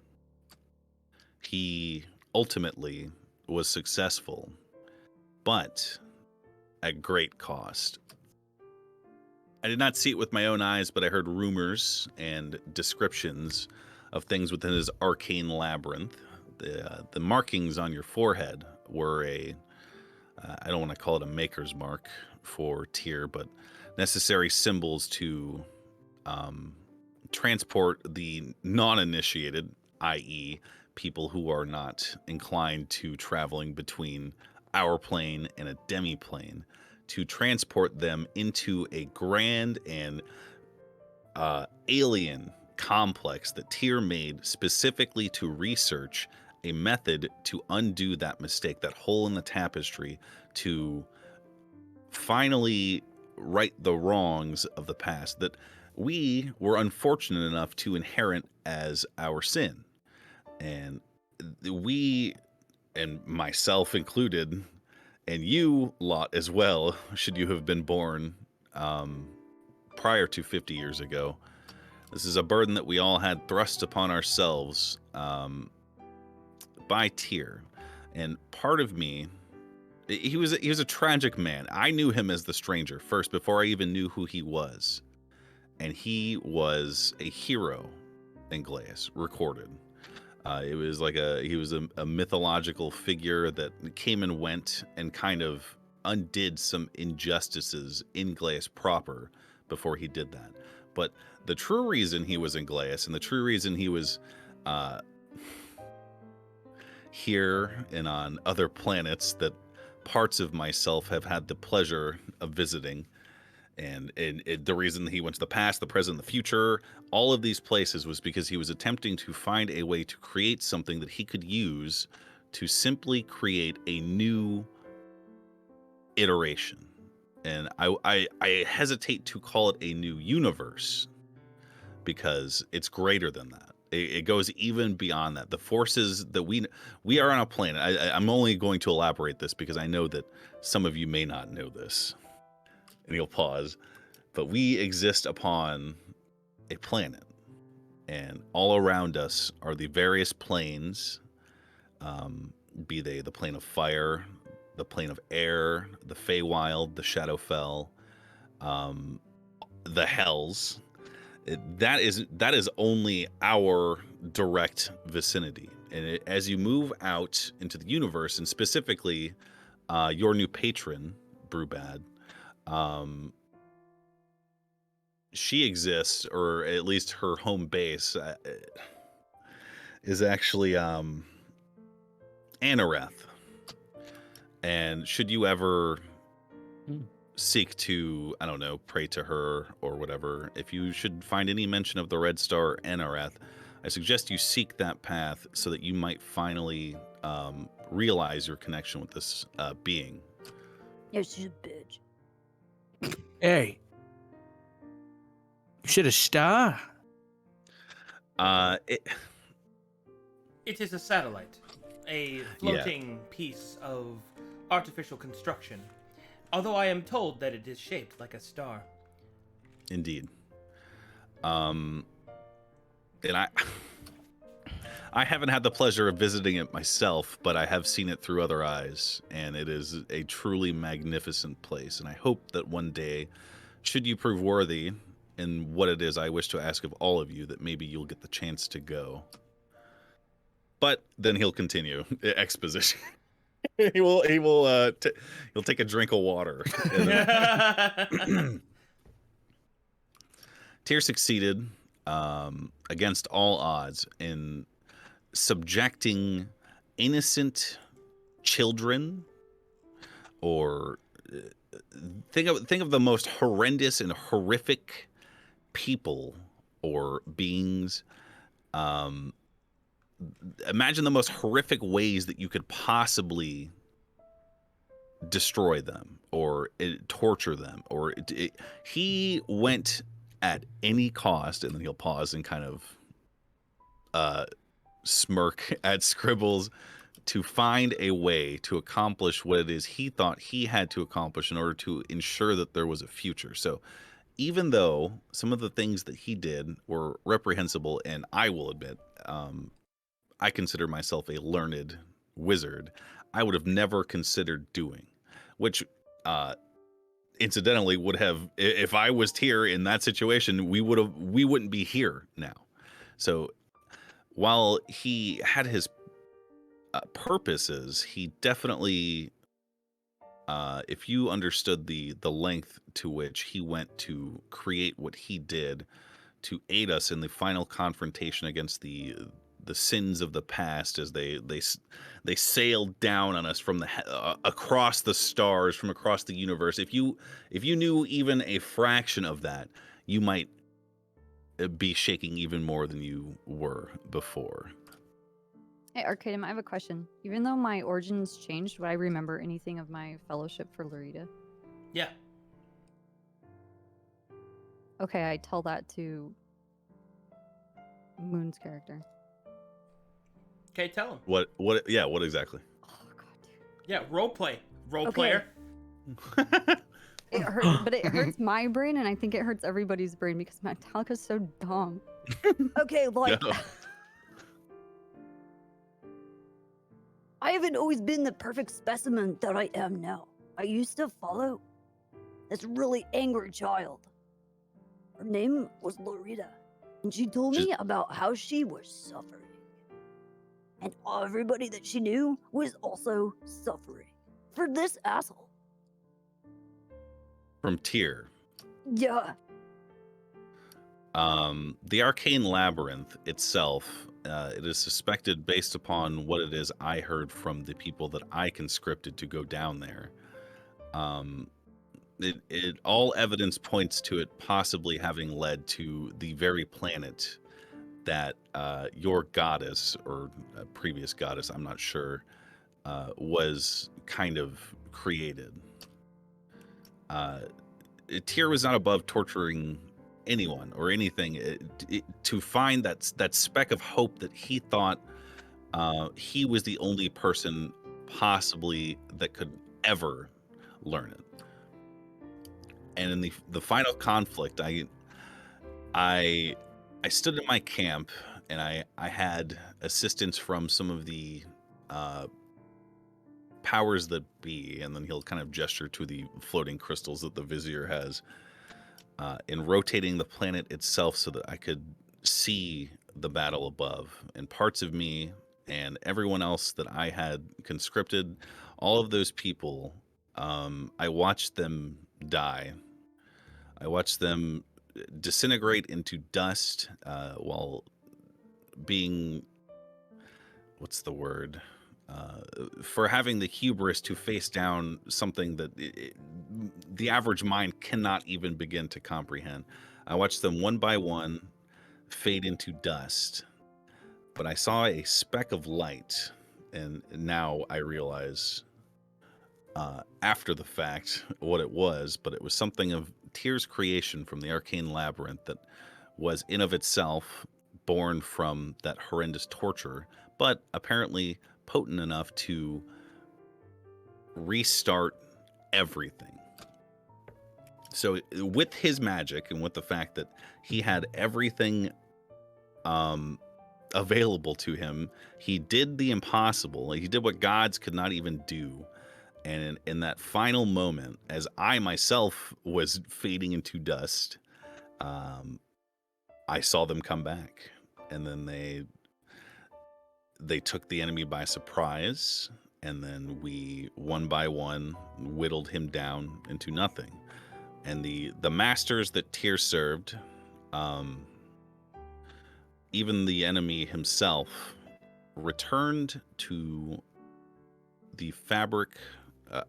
I'm going to call it this because I would have to talk for many days for you to possibly understand, and time, unfortunately, is of the essence. But they returned to their place in the universe, far away, which is good news for us, especially now that you've brought these crystals, Metallica, because it proves that our work was not undone. And that perhaps you should not be as afraid of the Pale Emperor as these may have led you to believe. It is still distressing, my lord, for if even a remnant of the power of the one that they have purported that the Pale Emperor holds, even its shadow, could be a terrible strength. We shall have to see. Indeed. If you should see anything similar to this in the future, like Schmeg's ring or these crystals, just unless it's a matter of life and death for yourselves, because as it stands now, the job that I have for you is something that will decide our whole planet's fate. So unless you are in immediate danger and you know that you might be able to use these artifacts to save yourself or your friends, I would ask that you simply communicate with me, and I will have a way for you to do so, as your subterfuge is enacted upon the Pale Emperor. Deal. At the end of the day, I cannot. I will not be there with you. I cannot make you not do these things. I just, many times, time and time again, I have seen the mistakes that adventurers have made, and I often wonder in reverie how it is we did not fail. It is no doubt, in no small part, to your strength, my lord, and to the strength of those that offered themselves during a great time of need. And thus, Indeed. it would seem that your time has come. The vizier will gesture to the five of you. For if this emperor is allowed to grow and take his place in the natural cycle of Glies, perhaps with your influence, we may actually have someone to speak with. Perhaps there can be unity. Perhaps the world that my lord and the heroes that fought alongside him all those years ago may have been for this chance. Not just survival. Schmeg would raise one of his hands. Yes. Just checking. So, the whole idea of tutoring the Pale Emperor, the childlike Emperor, to continue a life following a good philosophy, great idea, unify verum, on board with that, no complaints. If he turns out to be a bit of a dick, can we just, and wait for the next one? if it's a cyclical thing, Brubad glares if he's 12, 13, 14, and a bit of a dick, can we just and wait for the cycle to pump out the next one and help that one instead? Or not? Scribbles face plants on the table. Azalon will say, I'm unsure of what it is his race may be, or her race. We don't know. I mean, I suppose it would be the Empress if it was a lady. But the way that human children work, at least, is that they are very impressionable. So if that one turns out to be a dick, he'll pause. Having sworn, he will kind of like look disgusted with himself. Bad taste in his mouth. He'll say, "It would have been your fault." Oh boy, that's a bummer. Okay, fair enough. We just can't screw it up then. Got it. If I would like to say that the slaughtering of the Emperor, whilst may be practical, the vizier's neutral evil is showing, it is not useful. For yes, if the cycle does continue and more are born, that will take several years. And already we are behind time. It will only be in short order until the Pale Emperor decides to take his chance. Despite what my lord and the other diplomats that we have sent to placate them, to stall them, there is a limit. All throughout Glies, their people are poised at the edge of their own self-destruction, war, self-interest, famine, disease. I have seen what happens when a world becomes destabilized. As such, I believe it is important that you not worry so much of what the child will grow up to be, but rather that you have given him or her every advantage that you can.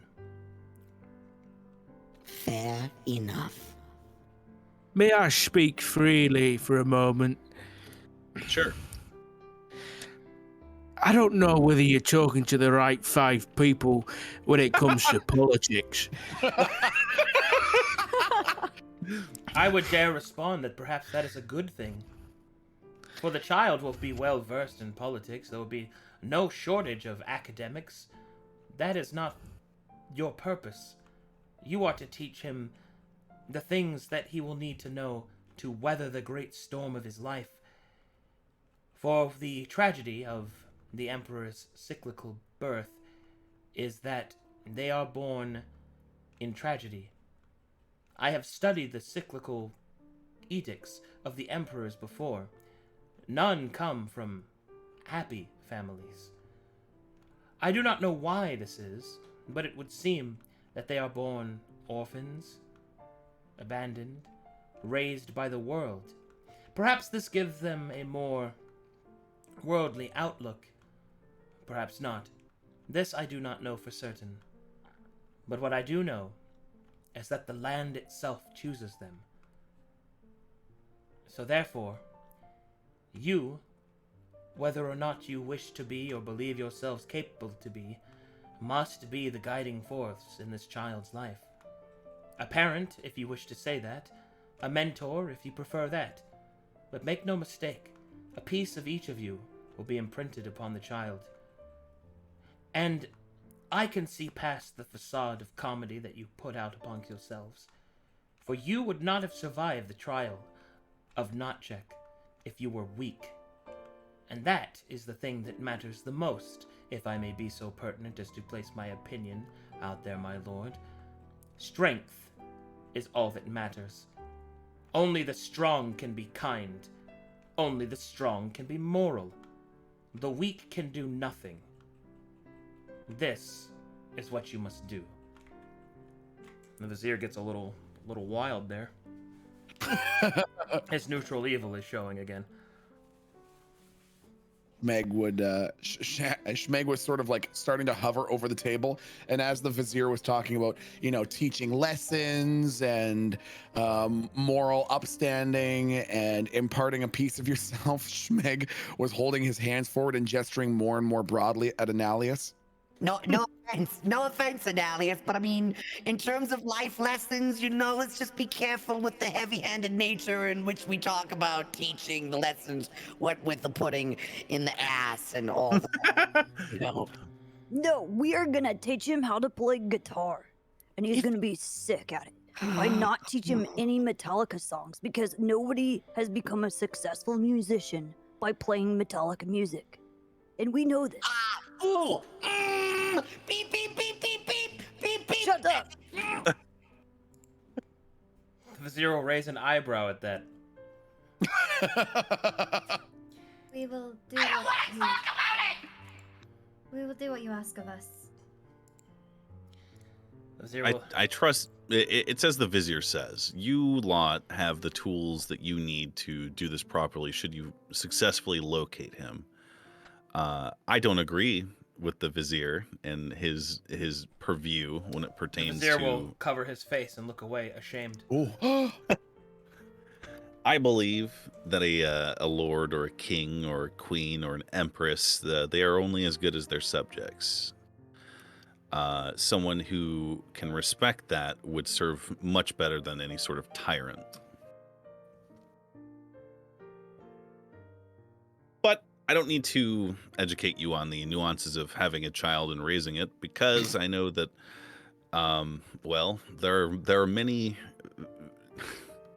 for lack of a better word, dumb people who can do it. So if they can do it, I have faith that you lot can do it. And then he'll smile at all of them. Oh yeah, setting the standard high. I like this guy. The vizier will dab away his tears with his handkerchief. And Schmeg has no visible mouth, but you can tell that he is straining to fake a smile. in either Yeah, case, great. I have reports of where the child might be found. Go on. Well, we have received word that the child's birth has either happened or is about to happen within a small, nondescript shrine just outside of Belloc, the city of bells. The shrine is found, a shrine to the yokai, that is found just outside of the city along the path of prosperity, one of the many different shrines that one can find. It would seem that the child's mother is a shrine maiden of some kind. We must make haste, for already we have heard whispers of the Eclipse has sent their agents ahead. You must move with haste. Do we have anything in the armory for these folks? Well, I was thinking, my lord, perhaps their connection with another might see them better equipped than perhaps you and I can provide. The vizier will How do you gesture mean? towards the ring. We could see if he wishes to aid us. I would prefer not. After all, this is sort of how it all began, if you want to generalize it. What's one color from the other, I suppose, in this context? Oh, my lord. Hold up just a Red second. lady's a bitch. My lord, I was not referencing the color, but rather the mark upon the ring. Oh. Then that is something that I can certainly support. Very well. Tell me, Brubad Stormfinger, That's right. have you met the Shaper yet? The who now? Perhaps you should meet the head of your order. Listen, I didn't sign up for no order. If you've signed a contract in my handwriting, that's not right. You bear the markings upon yourself. You have it imprinted here. He'll point behind his ear. Brubad looks at Scribbles. What the fuck? No, I haven't met no leader of no order. Very well then. Get for picking a tattoo off a wall. With your permission, my lord, perhaps he and his forge wife can provide some armaments. I think that would be splendid. Do you intend on calling him here or having us go there? All right, and then Azalon will stand up, kind of like in anticipation, but also out of respect. All right, here we go. Kraken, go ahead and connect.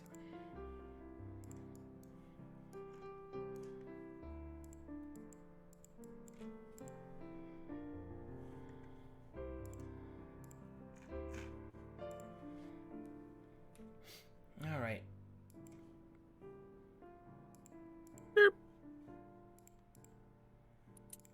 Oh man. Thanks for doing this, guys. Will we ever reconvene as we go on our merry way? There will be various points at which I will come for all of you. Don't worry.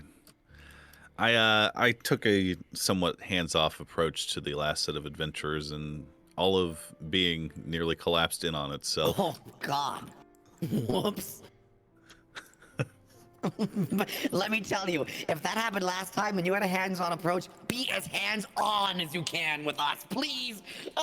Doesn't Save kill us you, from makes you ourselves. stronger, dude. I mean, as you can see, we don't have very big hands, so we'll take any hands we can take. The vizier will raise his hands above his head, and then he will say, Kal Zatar Anoreth! More clapping, I don't know who likes that. A brief moment passes, And then a red light appears in the area.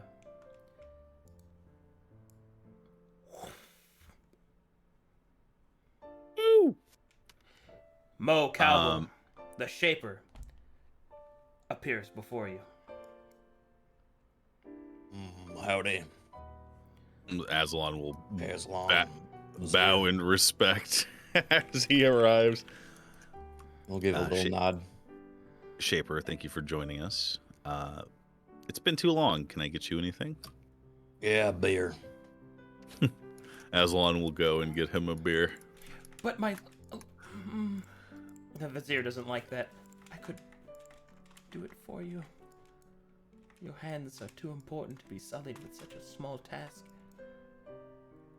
So who are these new ones? Yes, Shaper, allow me. These are the individuals chosen in order to restore the divine wind, or rather, the Emperor of Glies, the trueborn Emperor, in the hopes that the unity and stabilization of the continent might be, well, withheld with this Emperor's rule, therefore giving Lord Azalon and the various diplomats of the heroes of Calcatesh a means by which to attempt to unite all of Verum in understanding and knowledge of each other's, well, existence. We have called you here for two purposes. The first, if you please, Schmeg. Yeah, you want the ring? Yes. Bippity boppity bippity brag. I am the infinitely wise one known as Schmeg. All shall know me and fear my wrath. Around the table and seeing absolutely no reaction from anyone, you just and slide the ring across the table. The vizier will take the ring and will hand it to Mo. Nice to meet you, Schmeg. I'm Mo. I'll take a look at the ring. No. All right, Mo, as you take a look at the ring, you can see that it permeates with the color of green, the sister color to red, which is not only alarming in and of itself, considering what's supposed to have happened, but then you see why you have been summoned. There is a symbol in Cyclopean. That means bearer written within the ring. Tell me, does anyone here know what this says? All right. Do I still have Eyes of the Runekeeper? Would I have known what that means? Yeah.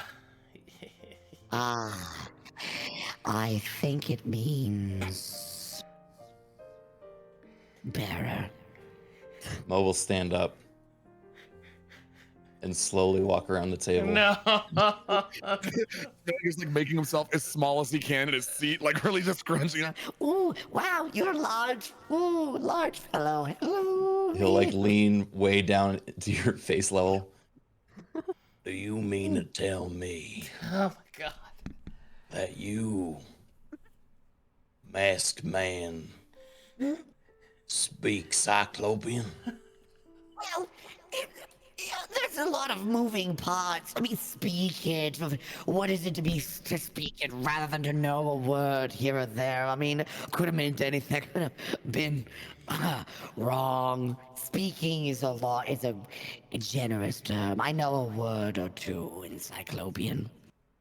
Well, that's how I started too. And he's gonna clap you on the back. Oh, okay. Walk back. Very dramatic, my Shaper.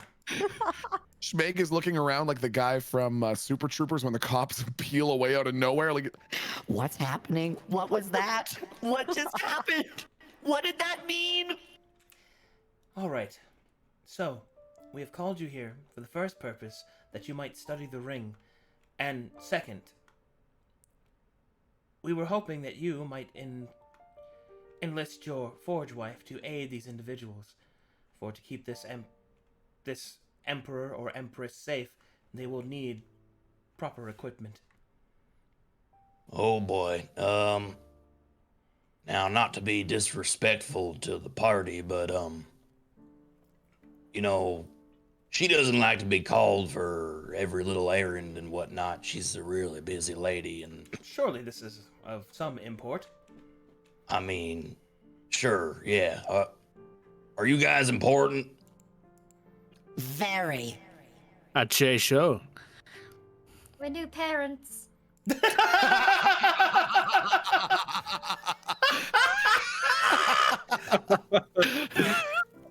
Dude. Well done. Oh, Well well, done. that sounds like a task worthy of some tools. I'll see what I can do. Would you Do like you to, want to call her here, or Would you like should to- I go there? Would you like to call your wife?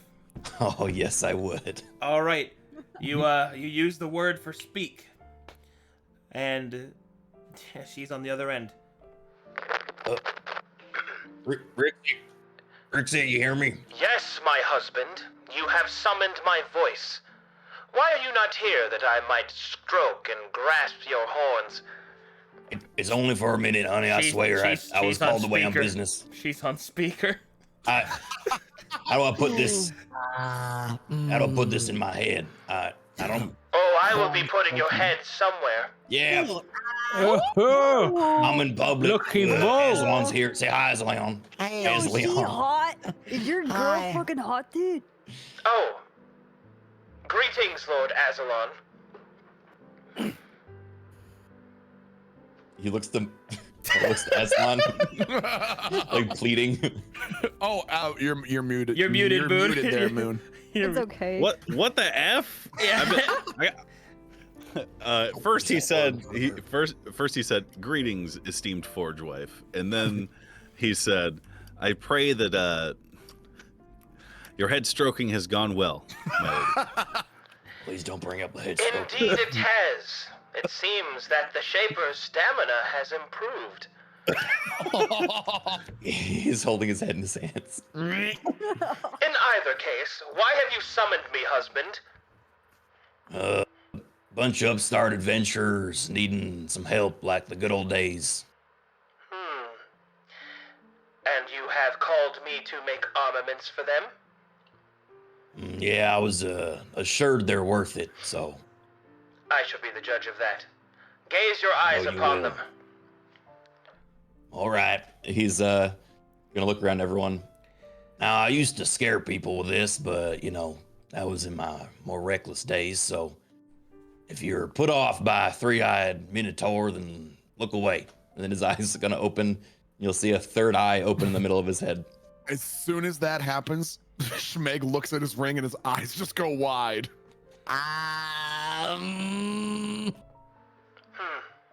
They have potential. Very well. They shall do this. If they believe themselves to be of proper strength, then they may take greater challenges on their journey. They will then take those challenges, if they are victorious, and bring me evidence of their deeds. And then, perhaps, I shall make for them weapons, armor, proper armaments, for ones worthy enough to wield them. You heard the boss lady?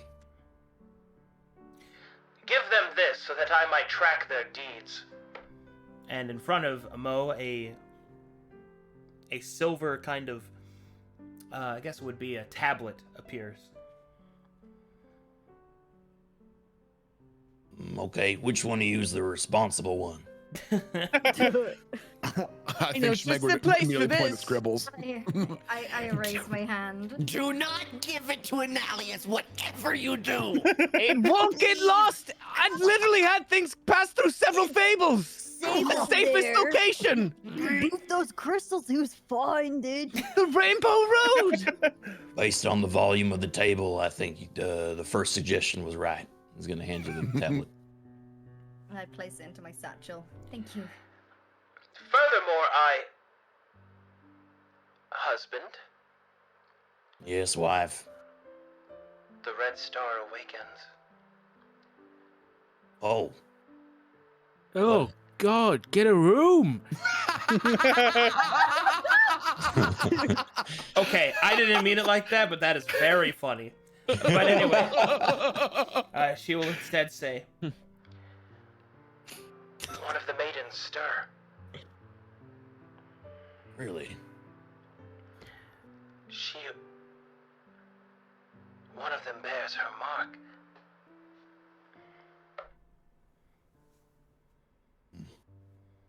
Which maiden? Brubad raises his hand a little bit, casually.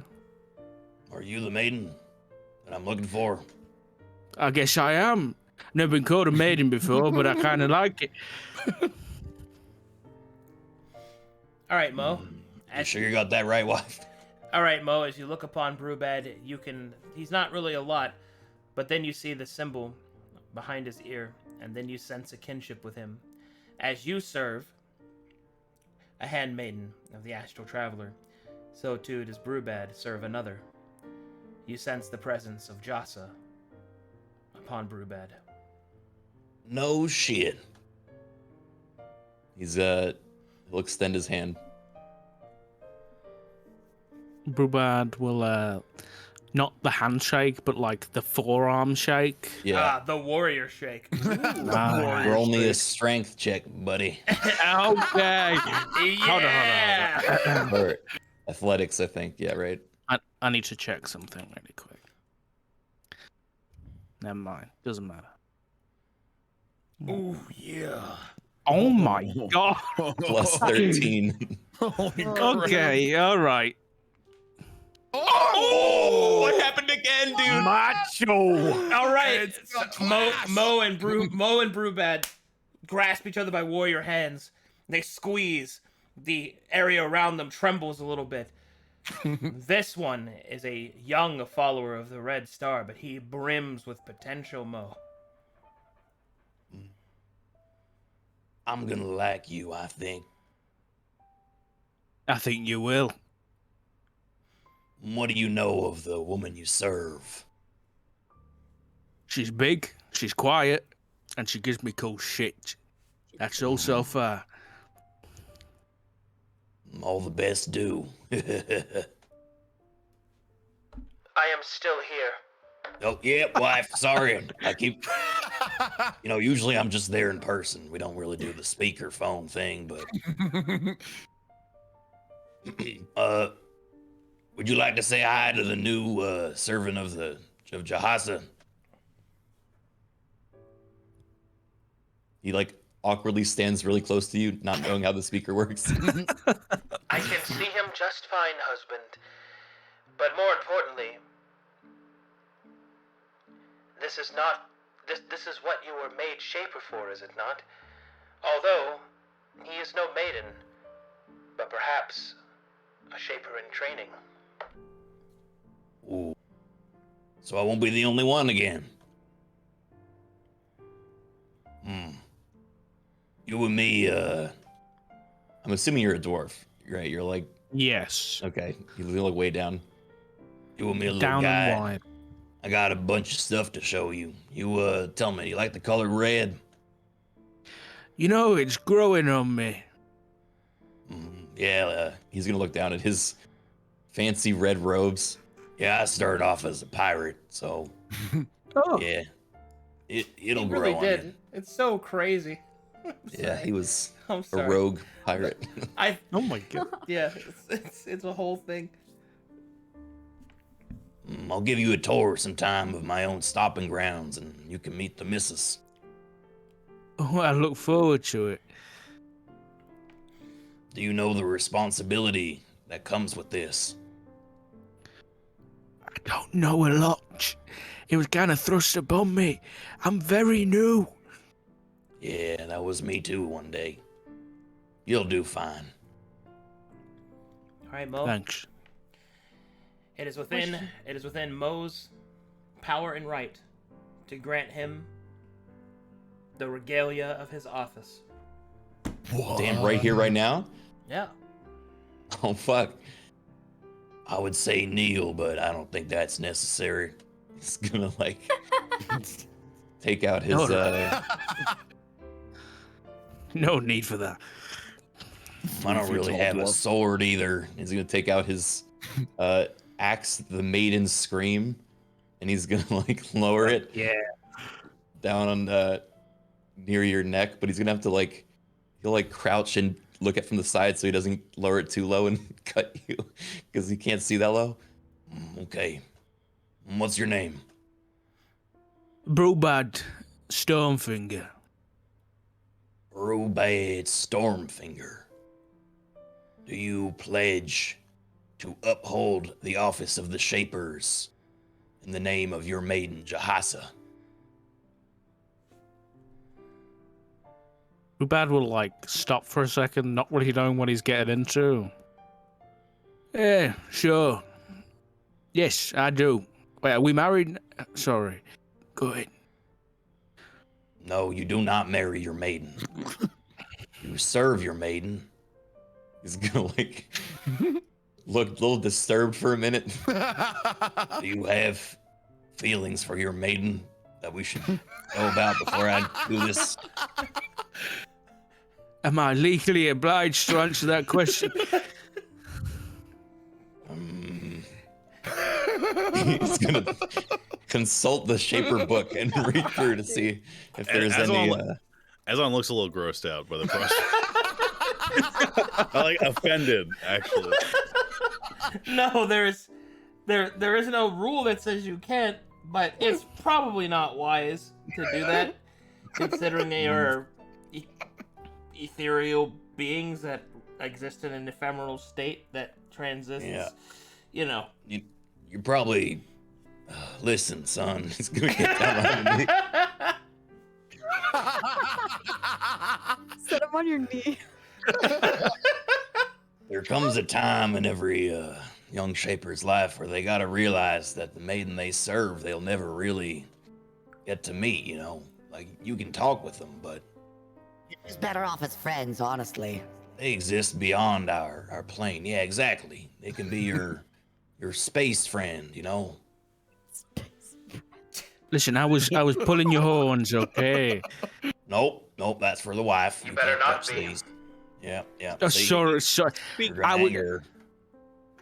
Speaking of which, I seem to recall Mr. Cowbull seeming quite small when it came to his wife in terms of, I don't know, differential, so perhaps it's not impossible. What is that supposed to mean, Azalon? Do you not recall how it was when you first met?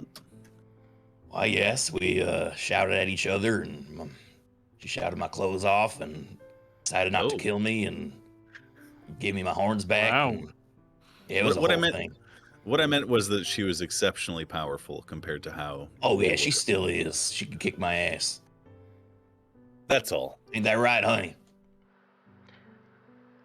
A lion does not need to say it is a lion. See?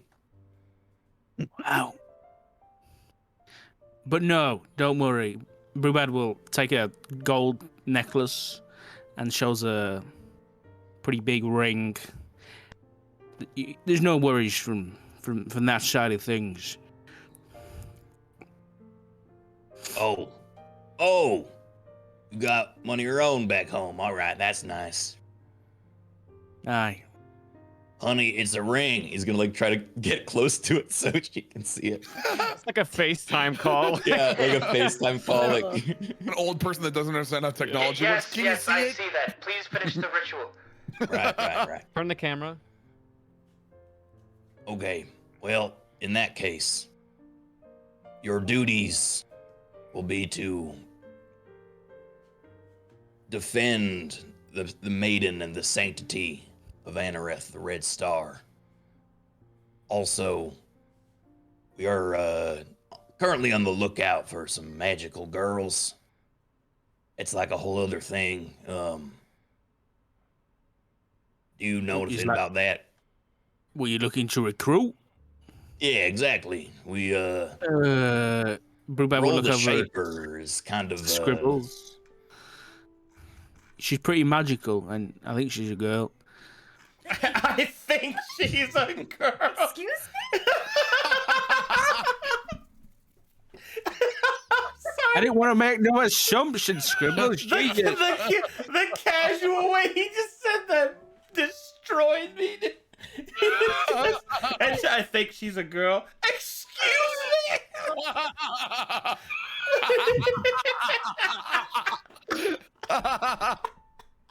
I'm a woman, damn it!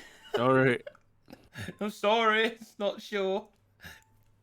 well, that's a great Stormfinger. place to start, I assume. I mean, traveling with one in your own party, that'd be interesting.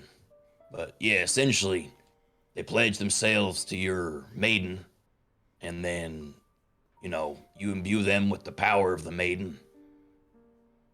You're kind of like their manager, I guess. All right, I'll keep my eye out. But you have my word. I'll protect and serve. For those of you that don't know, the Shapers make magical girls, like Sailor Moon. Winky face. Please continue. Oh no, what did I get myself into? That's literally every day of playing with Arcadum for me. All right, you ready to receive the power of your maiden? I am, I think. Hit me with it. Okay. And he'll do the ritual. All right.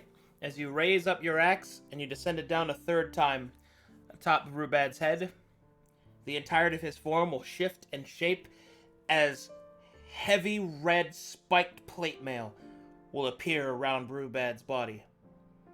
And it will be attopped with a Shaper's crown. It is not nearly as complete as yours, missing several of the spines and spikes and adornments that yours does, but it marks him as a Shaper in training. And in his hand, the scepter of the Lore Keeper will be summoned once more, but this one will be adorned with a hammer's heft. Alright, Brubad. You are granted the Shaper's armor, which is a artifact that will level with you, and Holy shit. And the Lore Keeper's hammer, which is something else that will level with you. What the F? Ooh. Hell yeah, That's dude. fucking sick, dude. Mike, how's that Shit. ring? And this is the first artifact gift that you receive. As you continue throughout the rest of your adventure to do side quests, okay, let me explain this a little bit. So, Mo's wife will create for you powerful weapons, armor, items, all kinds of good stuff as you continue on your quest, but you have to do special side quest stuff. Most of that will be that you will have to face great challenges, like powerful monsters or difficult to defeat boss encounter, things like that. It's basically optional bosses that can grant you additional wealth, prestige, and power. And the reward system is through Mo's wife. That's cool. And that's kind of I how like that works. that. So there's always some side stuff that you can do. However, your beginning stuff is that since Brubad follows the Red Star of Anareth, he has been gifted minor shaperhood by Mo Cowbell. Does he know any power words already? He does not. Oh boy. There is one, teach him? however, that you teach him to start, and that is Anareth. Okay. Nice. Tell me, have you come across any fancy words in your travels so far? Brubad will look back at Analyst. They both mentioned something about some word. I don't know exactly what it was. You know it was me! You've seen a fancy word. A fancy what now? Look, a word that when you say it, weird shit happens. Like this, for instance. And he's gonna look over the door behind him. Zatar! And the door opens, as do the windows. Oh, Schmeg knows how to do that. You only know how to open a door, not windows as well. Oh, man. With practice, you can open anything. Well, there was a word, but it was in the fable, and when I said it, it like froze time. Everything stood still. I think that was only bound to the fable itself. I don't know if that's considered the same thing that you're doing, but it was saying the name not check aloud within the fable. Can I think he'll write that down.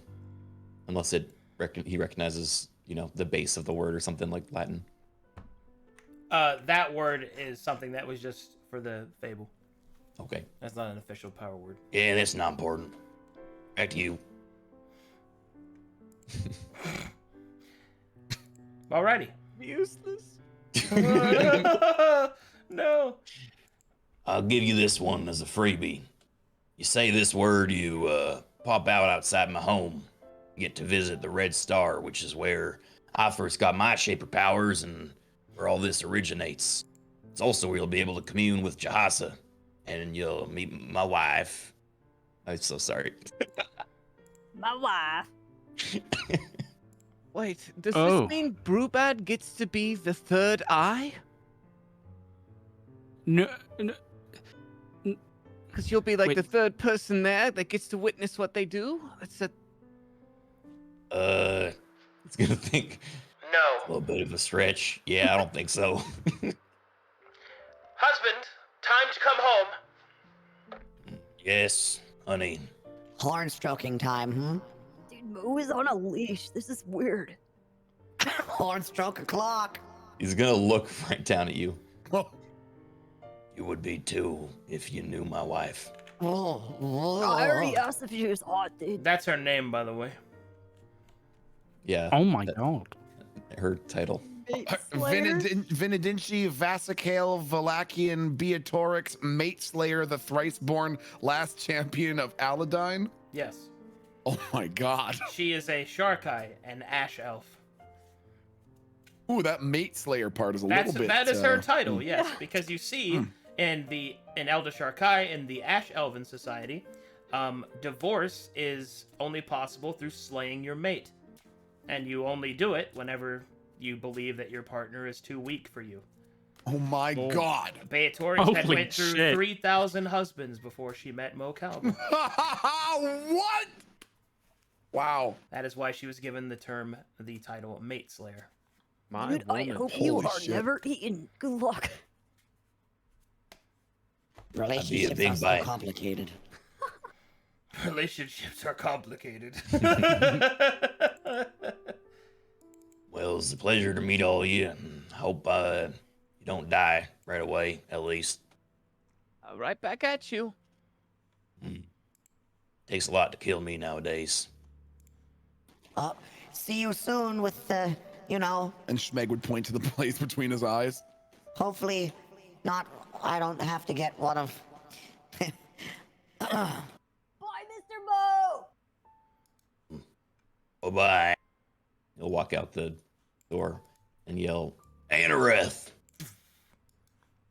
Thank you, Kraken, for showing up. Thank you. Yeah, really good show. Thank- Cameo after cameo after cameo after cameo. That was What is this, amazing. the main campaign? Oh, Yeah, wait. is anybody else want to go? Like, Yeah, it's the main campaign. What'd you think was gonna happen? Alrighty. Let's go. And so, the party is equipped. The vizier will also be giving you all a greater healing potion to begin your journey. And yeah, that's good. So we were told that we would likely find the Emperor at the City of Bells at one of the shrines. No, outside of the City of Bells, along Outside the of Path of Prosperity, there is Okay. a shrine that apparently a shrine maiden is about to or has already given birth at. Gotcha, And you must make haste to make it there in time before the agents of the Eclipse do. The Got it. vizier Oh, yeah. will look towards Lord Um, Azalon. Yeah, can I just teleport them? Yeah, that's the idea. Oh, actually, so Scribbles is Pod. like, do I have enough time to say goodbye to my parents? The vizier will look at Scribbles and then will look at Lord Azalon. There'll be kind of like a conflict on Azalon's face about that. Like he's mulling over all of the things that she might be like thinking about or going through right now. And then he'll hesitate, but he'll say, yes, but make it quick, please. In the interim, I shall gather their kites, for they will not always have the No. prestigious magics of Lord Azalon to guide them. Is there a magic kite that I don't? Can I fall asleep in or something like that? I believe, Sir Dwarf, to fall asleep in a kite, you would need to get better at flying it. Ooh. I shall return thusly, my lord. Oh. I don't like the worm. Don't feel bad. That guy's a worm. Azalon, do you know any Yes. healing magic for that burn? And I, No, you go ahead. it gives you time to clean up your mess. What mesh? You were meant to put the dishes out. Oh, that mesh. Where Right. are your parents at? Alexandria, just to the north slightly. Dead? Hey, Scribbles, if you don't mind, just tell your parents not to open the cellar. I was practicing one of my spells, may or may not have filled their entire cellar with locusts. My bad. What? It was an accident, okay? I'm trying to learn. Just apologize on my behalf. I'll take the blame. Azalon puts a hand on Scribbles' shoulder and then teleports the both of them to where it is he believes her parents' house probably is. All right, and so you teleport right onto, just outside of Scribbles' street, and we go through a montage of like, everywhere you go, everywhere you see. Introducing your parents to Azalon, the fucking one of the most prominent members of the Oh my god, my dear! And he's just like, everywhere you go. The freeze frame to like the pointing and like the shaking her dad's hand and like Scribbles packing for a big journey. Her parents looking all like shiny eyed, opening the cellars, locusts pour into the streets. Azalon dispelling the locust with a weird look on his face, and everybody's just like, everywhere you go. It's a Carefree. a clip of Scribbles' dad pushing her on a swing, and then Azalon pushing Scribbles' dad on a swing. And then they return.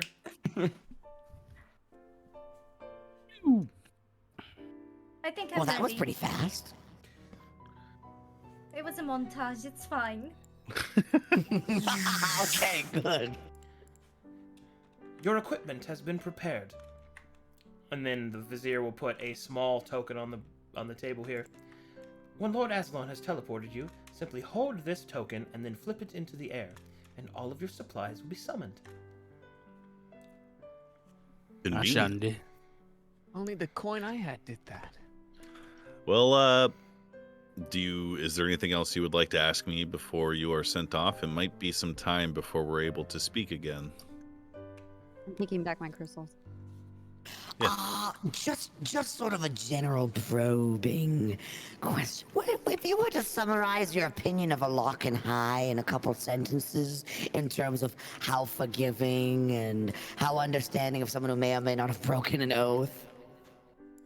It is my belief and suspicion that the god of madness was conspiring with the enemy that we defeated 50 years ago in some shape or form. He is as bad, if not. Oh no, he's not worse, but he's close to that. I would recommend not making any dealings with him, especially in this place. You have the luxury of being in a place that is, as of now, mostly untouched by madness. Indeed, my lord has made his stance on Alockenhai and his followers very clear. I oftentimes pride myself in finding them, rooting them out, and destroying them wherever I can find them, with a veneer efficiency. Yeah. Do I still have the statue of the prophet? Oh, you mean Mahameh? Yeah, you still got him. I had to petrify one of the prophets of Alockenhai that had infiltrated my camp after sneaking out of the arcane labyrinth, and he sits in my garden. Indeed, he is oftentimes looked at by my great lord Azalon, and constantly reminded in his stasis of how superior he is, and how he is going to be punished for all of time as a permanent ornament to the garden. In fact, as the lord, as the vizier looks at Schmeg and says, you might even say that there is a kind of fun joy that we share in rooting out followers of Alockenhai and punishing them completely. Although that does lead to the question, why do you ask? Imagine, imagine like a 1940s Ford. You know those big bubble headlights they have? That's the size of Schmeg's eyeballs right now, and he's looking around at the rest of the party, making eye contact with every one of them, and goes, Oh, no reason, just curiosity, that's all. Yeah, I'm staring at Brubad to see if he's gonna open his giant fucking mouth again. There's only one fate for those who worship the god of madness, and that is with a mouthful of tentacles and your mind completely made smooth by the prospect of attempting to fathom what it is the god himself is able to conceive and perceive. You will never be as strong or apt or knowledgeable as a Lockenhigh, no matter how many promises he makes to you. Nor is Lord Azalon. Schmeg looks like a deflated balloon. Yep, same here. Damn, that's harsh, man. Who would ever do something like that? I'm fucking dumb.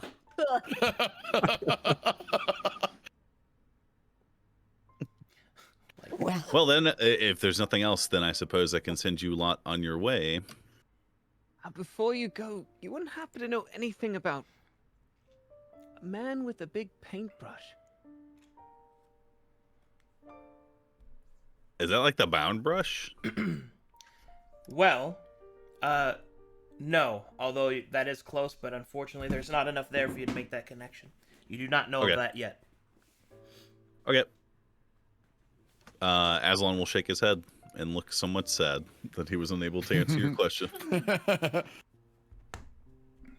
Okay, well, perhaps here's a question you could answer for me. Where did you get those spectacles? The vizier got them for me long ago. Honestly, I break them all the time, and we have to get these special crystals, and then they have to be, you know. Oh, it's no honestly, problem, my lord. I enjoy it. I don't actually need these spectacles. They merely allow me to see magic in its, I don't know, material form. For example, Scribbles, who emanates magic, I simply would have to lift my glasses up and then peer through them. I could make you some if you'd like. Yeah, because I actually, may you know or what? may not have had some shattered frames. As you can see, I don't even have any glass in my glasses. Well, why don't you take mine, friend? Hand. I'll give you mine. Our second artifact item. It levels up with you. Yeah, they level up with me. Azalon puts in Alias's broken glasses in his robe and does his best to seem like he's grateful for it. Well, I've also got something for you, just as a parting gift.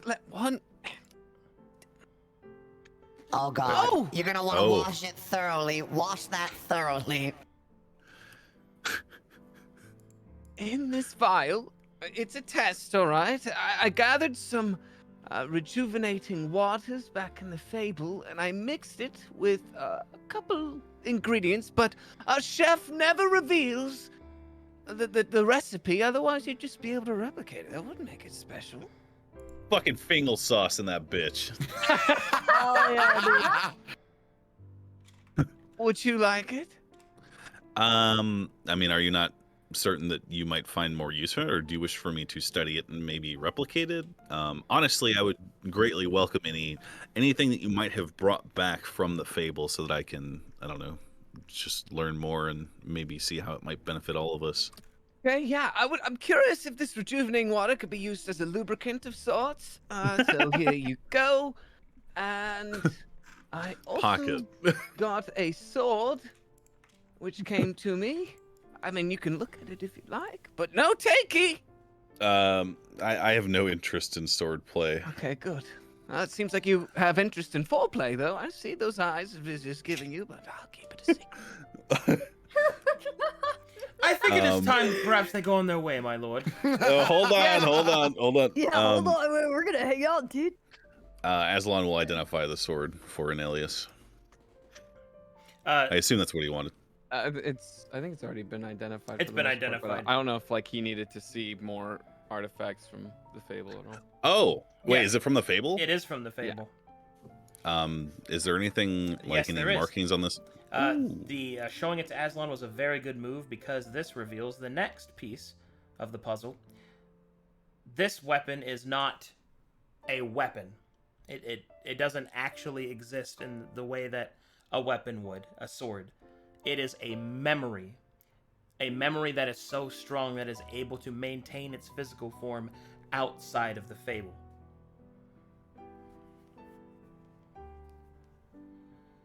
Is this... I mean, because Scrumpo got a sword. Yeah. Yeah.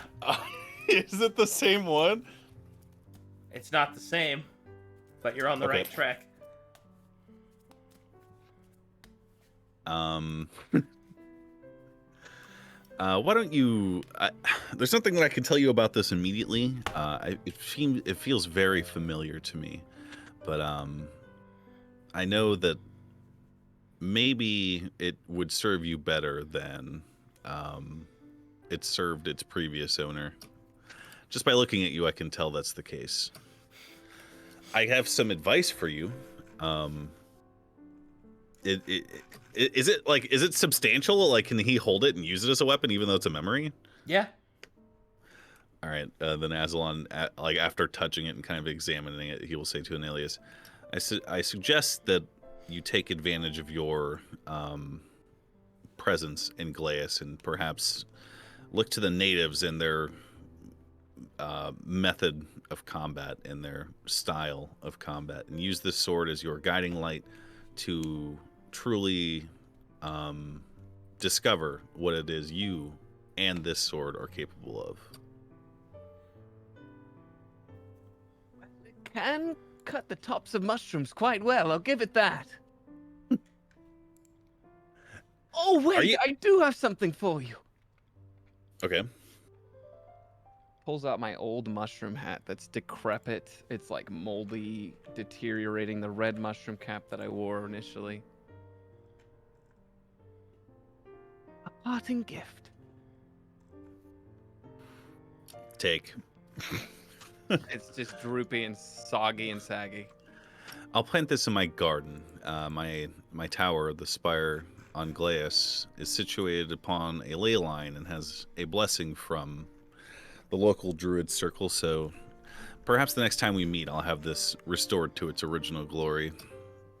That would be splendid. Thank you so much. All right, I don't want to waste your time any further. Oh, believe me, this is no waste of time. However, I will ask that all of you gather around and, I don't know, place a hand on me so that I can send you on your way. Maybe I should place both of mine just to be sure. Some parting advice. Fortune favors the bold, friends, but that doesn't mean you have to be stupid. And then he'll speak the words for teleportation to that shrine. All right. Azalon raises his arms, and in a single, brief moment, power surges. And then, dissipation.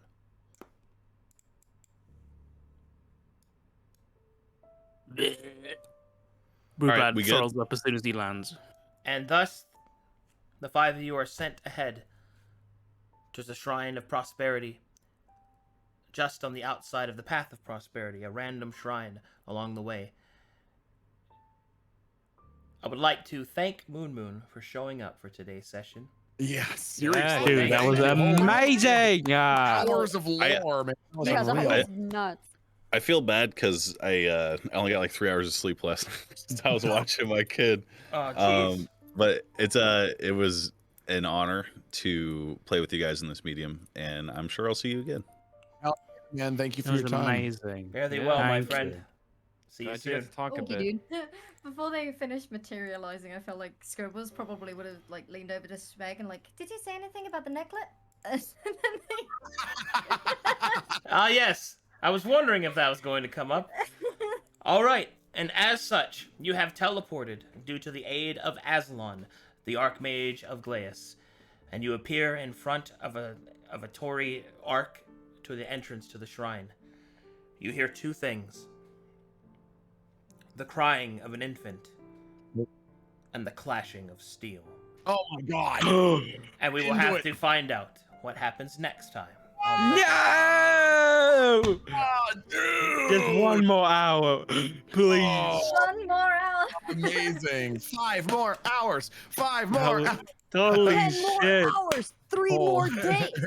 6 more years. 79 more 6 seasons sessions. in a movie. All right, but there you are. The first episode of The Divine Wind. Woo! Charlie could show. Shit. Oh, dude. Honestly, Can't freaking wow. wait. 84 sessions to Wow. go.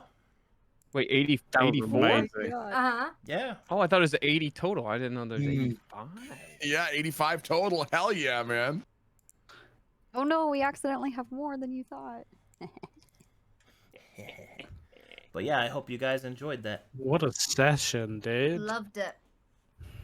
That was wild. Absolutely I That was love like a really good delving setup. into the back lore and like how it all connects Yeah. because I'm just sitting here and I'm listening to how it's gonna affect everybody else and I'm like, is it anyone else? I'm like, I don't know enough about this. Oh my god, this is insane.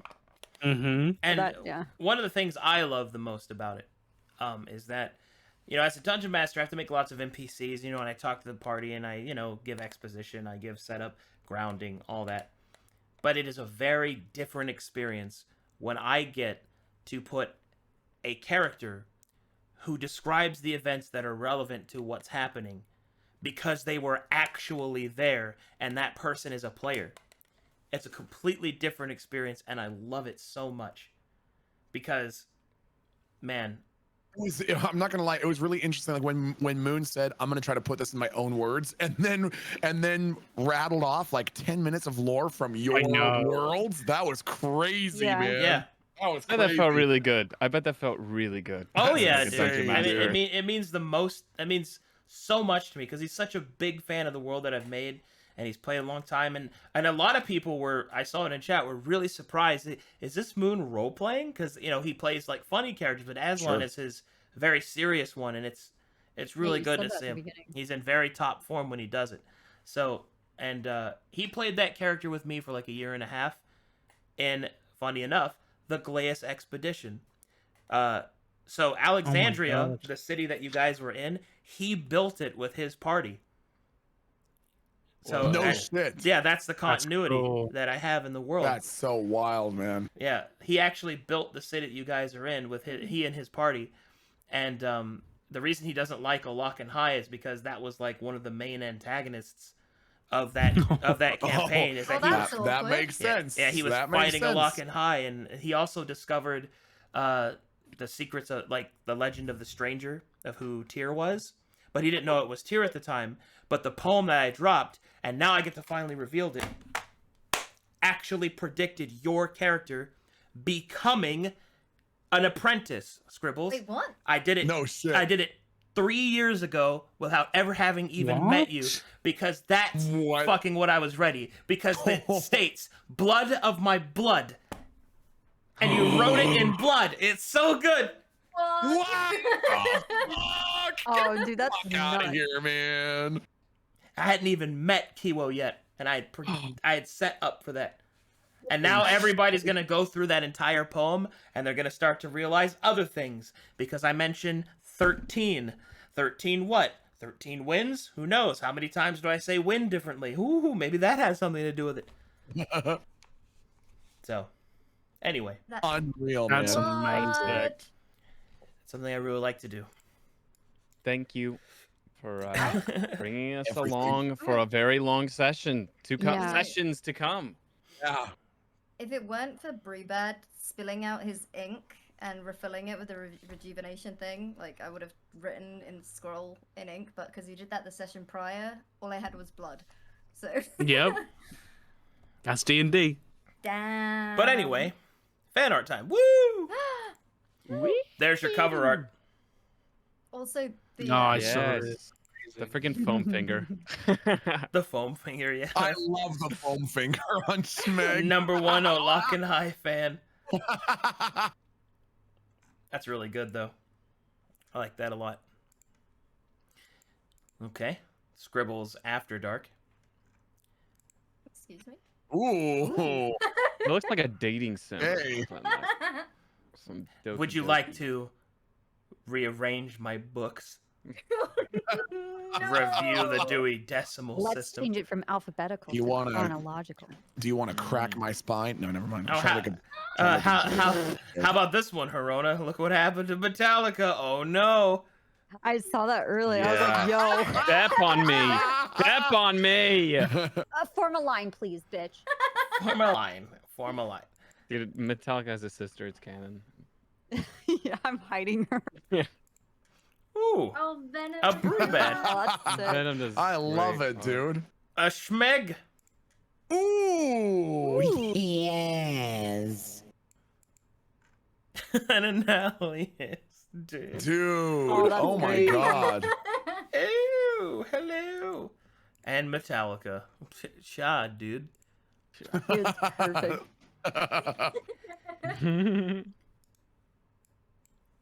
Hey, where's he? Big eye. All right. Yep. Oh, okay. Bippity Oh, boppity. yeah, Bippity the whack. mushrooms. Schmeg the Sorcerer is back. Yeah. I love that. Oh yeah, good eye. Nice. Nice touch. Whoa. Ah, yeah. What the Super Saiyan Metallica? I think it's Dude, that's time awesome. Oh, to that looks rock, amazing. bro. Wait, what is this? I'm picking a little. Scribbles. I hope this is safe. I'm picking. Oh my god, it's a fucking dating sim. Oh, yeah. yeah. All right, here we go. Here we go. I'm picking a little sunflower, and I'm gonna go stick it in Analyst's hair. Ooh, something for you. Would you like to wear it? Oh, yeah, did. I'd like to imagine as I forcefully put it on your head, that your horns just pierce the mushroom. They just stick out. Well, there's some character development going on over here.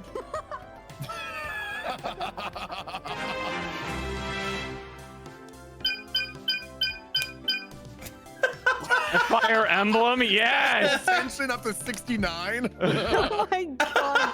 Oh, that's I great. love Persona it. loading screen. Tired of being nice. Okay,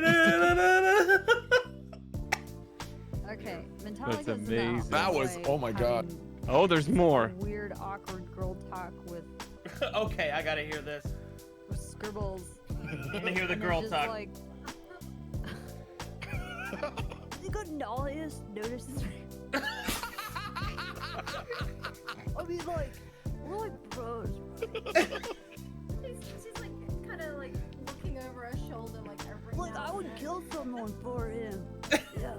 I think you do the same for me.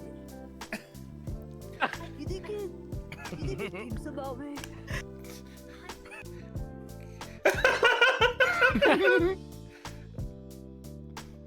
Oh, okay, to be continued. That was great.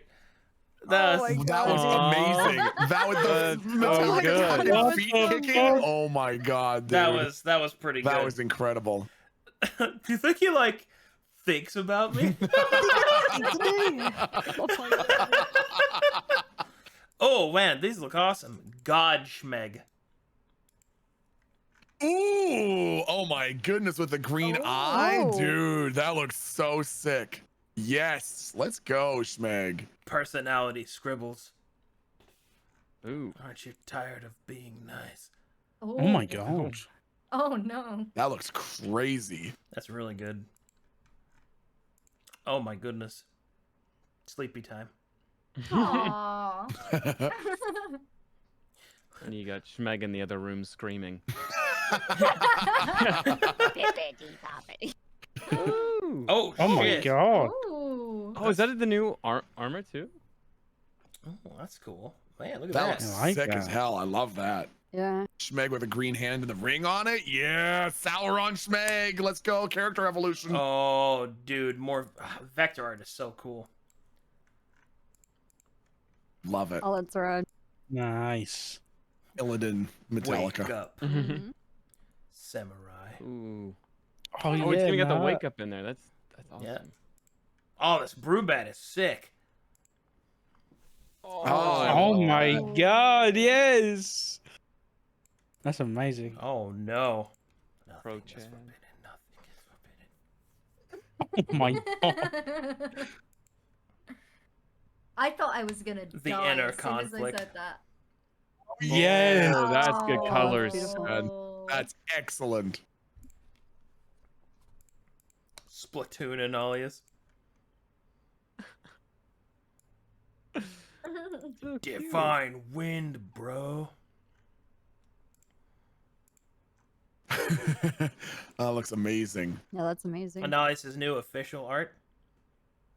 Yeah. So good. Hell Is that yeah. the Pretty little skirt. smile wink? What? Is that the Ratchet and Clank smile wink? Whoa, some doodles. Dude. Oh, Mm. cool. Oh. God. I can't believe you got Azalon's glasses. I know. Yeah. Easy. Oh, Oh, hell yeah. Dude, that That's the animation. intro. That was for Burgeonar, the No, OST that- animation. Very cool. Let's play some D&D.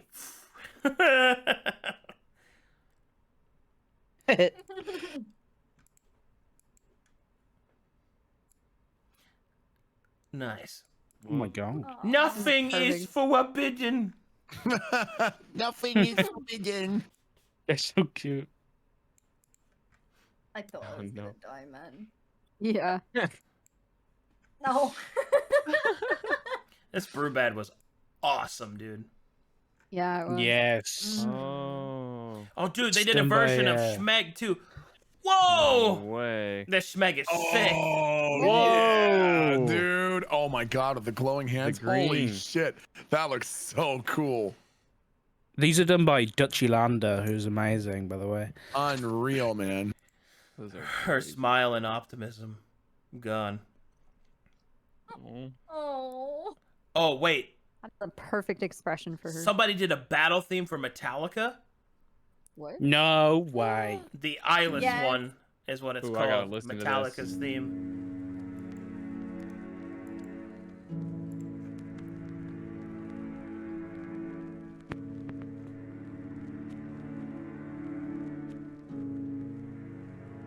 Give me salad fingers vibes.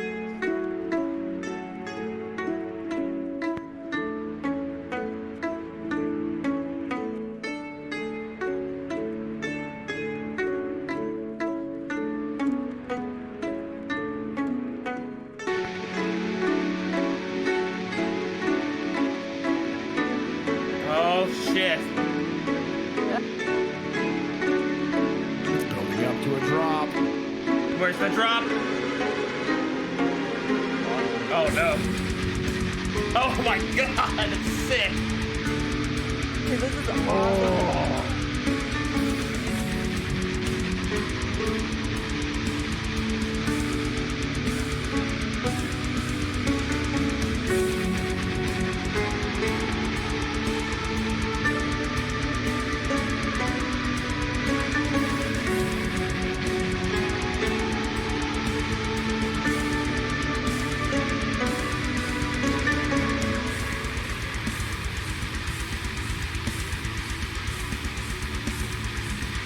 This is really good, actually. Yeah, this is This is sick. I love it.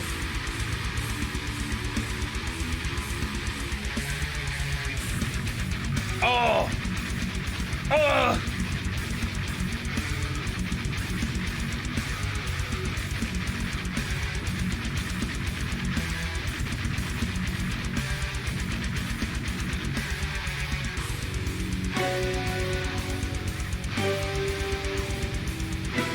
That's so sick, dude.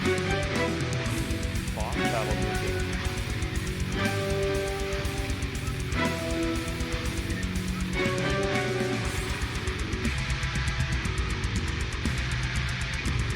Man, this is like, if you succumb to the Eyeless One corruption, Metallica, and the party's gotta, like, fight you back to Yes. being normal again. Oh my god. I was just thinking about that. I love when the melody comes back in. Yeah.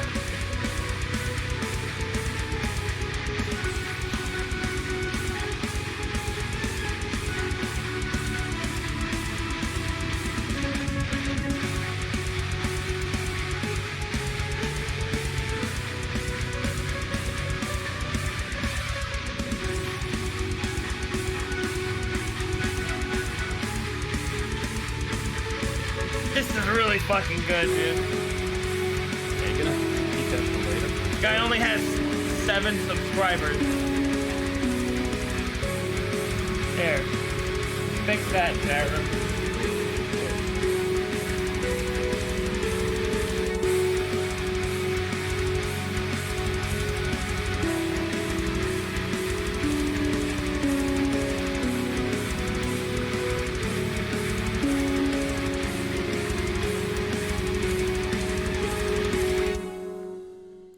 That was good. That was good. Whoever That was did awesome. That was a good job, man. Well, I like the That way was it ended beautiful. too. Holy Some shit. good blending there. Yeah, this one is Like the metal and then like capturing a little bit of the atmosphere of divine wind and Glies. Yeah.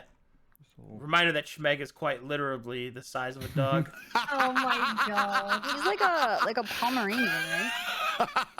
Let me hear some noise. Yeah. The beer just dunk. Cutesy versions of you guys. Aww. Yeah. I can't wait to get on the bad guys. Oh, shucks. Oh my god. Yeah, I got your mail. I got your mail, dude.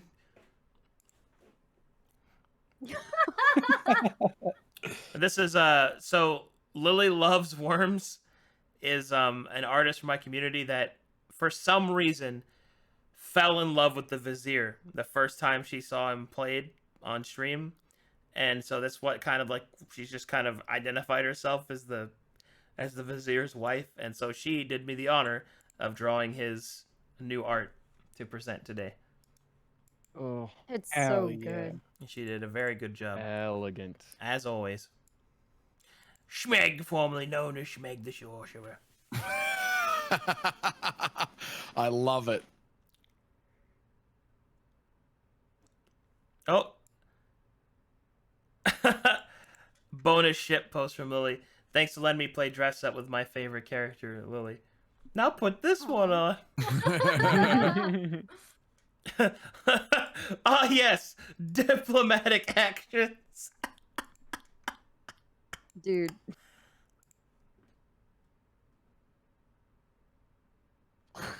Oh my Beard god. oils.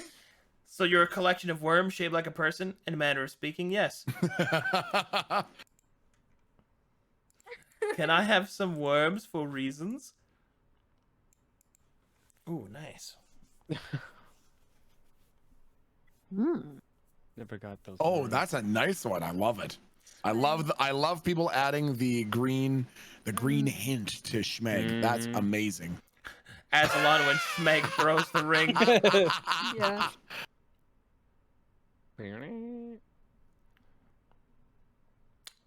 Oh, it looks like Santino worked on a Divine Wind piece. here.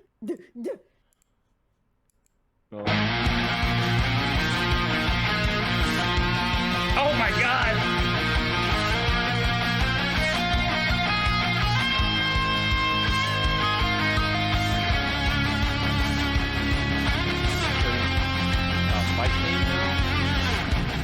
I don't know. I think this is either like a theme or like maybe like just some battle music. I don't know.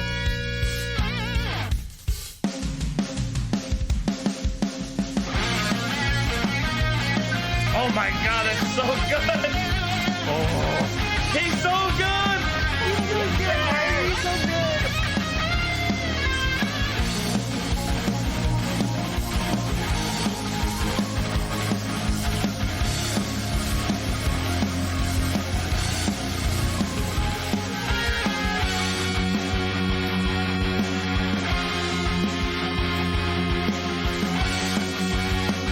Yeah, yeah.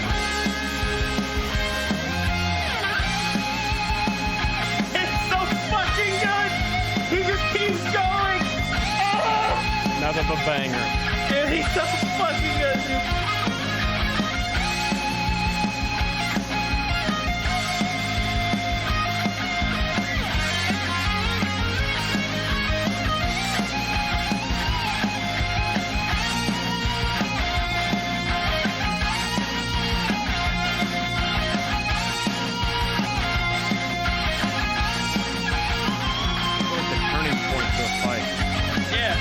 Exactly.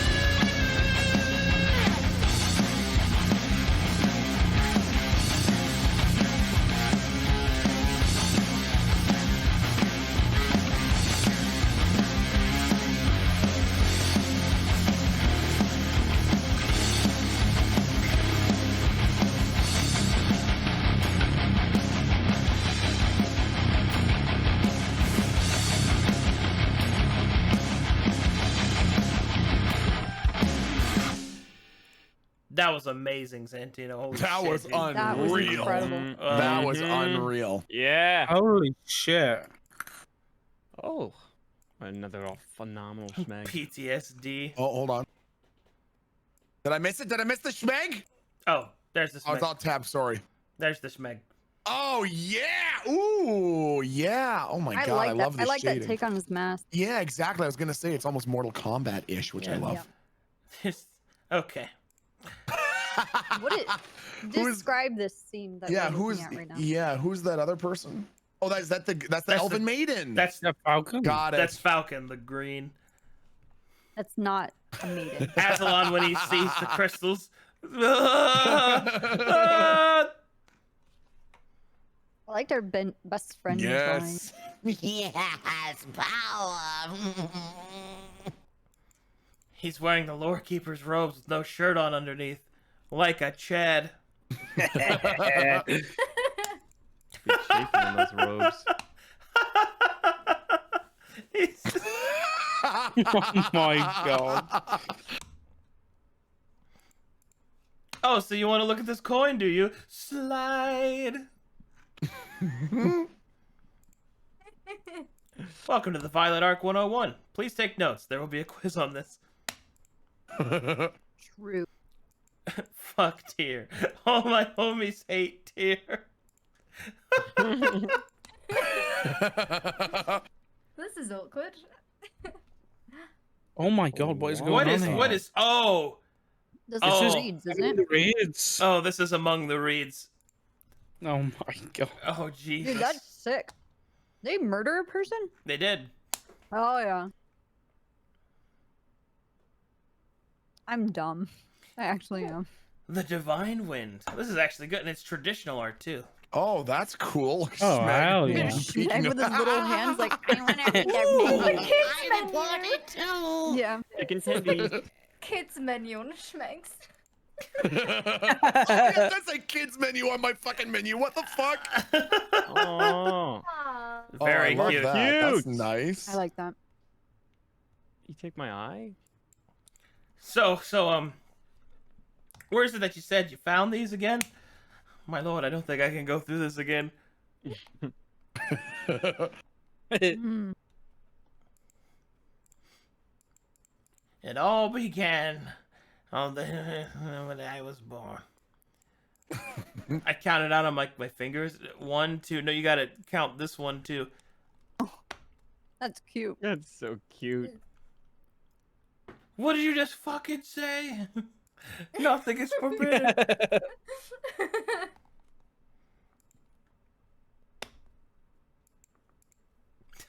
Vizier, the emperor did not come from happy families. Yeah, verily, that fruit doth hangeth low. I shall partake on it. Holy shit, Kiwo. Look at this, Scribbles. Whoa, man. Oh my god. Oh. That's serious Scribbles. Where's the crossbow? Not even needed anymore. Just the eyes. Okay, this one is me as a big dungeon mommy. My goodness. Arcadum. Who else is better to Unchained. raise a child than a man who puts drug up his butt, emotionally unstable tiefling that follows the teaching of the mad wizard, unsuccessful bard that holds the power of the eyeless, Brubad. Why is that the only thing that they say? Why is that the only thing on there? Nothing else need be said. Oh, by the way, for those of you that don't know, this is what Mo's wife looks like. The mate slayer. Oh, that's my crazy. God. Yeah, she's a babe. Mhm. Chat when Azalon shows up. Chat when Mo then also shows up. Yeah! Goth energy Scribbles. That's cool. Oh, that's Hell cool. yeah. That's sick. I love the color scheme there. Strong handshake. Nice. That was Nice. awesome. That Dick. handshake, that was so cool. Perfect rolls. Dick Kid Emperor Schmeg Azalon.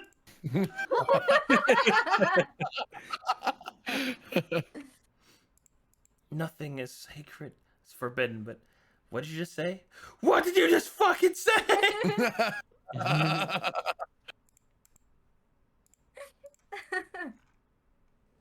Yep. It's like the Dumbledore scene from Harry Potter when it's like, "Did you put your name in the goblet of fire?" Tell me, Harry, did you put your name Tell me. He said calmly.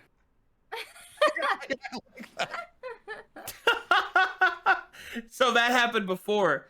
Mo rolled the exact same as Cordrin when the two Minotaurs met, and they clapped Oh my hands. god. It was Oh. perfect. He's like, "God damn, what?"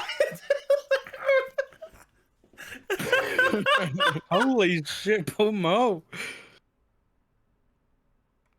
Well, there's the mommy reference of the, "Where did you go? I miss rubbing your horns." Oh, Jesus. Mm-hmm. Congrats on finishing the prologue games. This is called Point of View. You are the Pale Emperor. Okay, this ought to be good.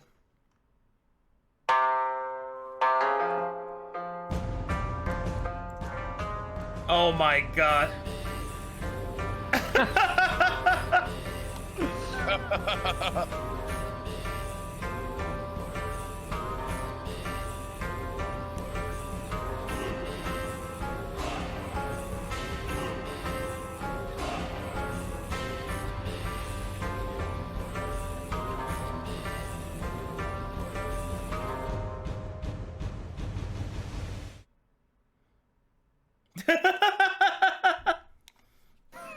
That was good. Dude, that was perfect.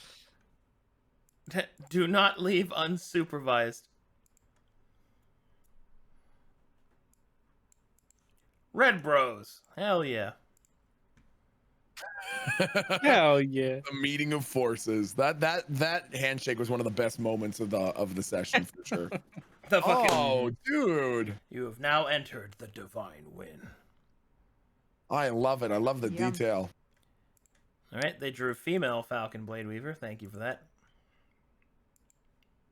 Oh, It the was a maiden. after all. You see, I knew it. Oh man, that's awesome. Yes.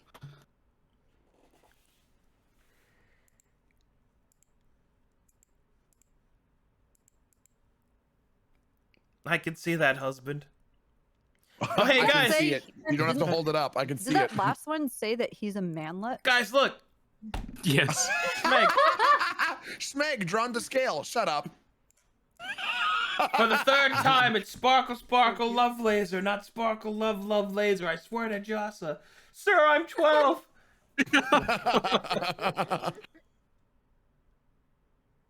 Oh shit.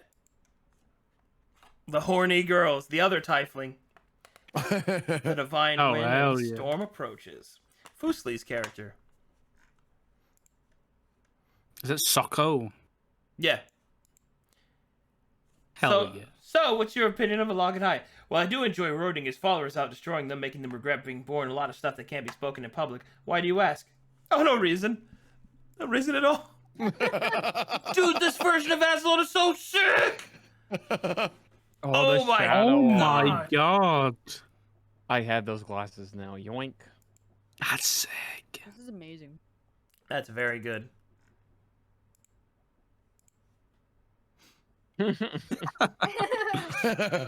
Schmeg the All-Powerful. This is really good. Oh man, Whoa. that looks incredible. Holy shit.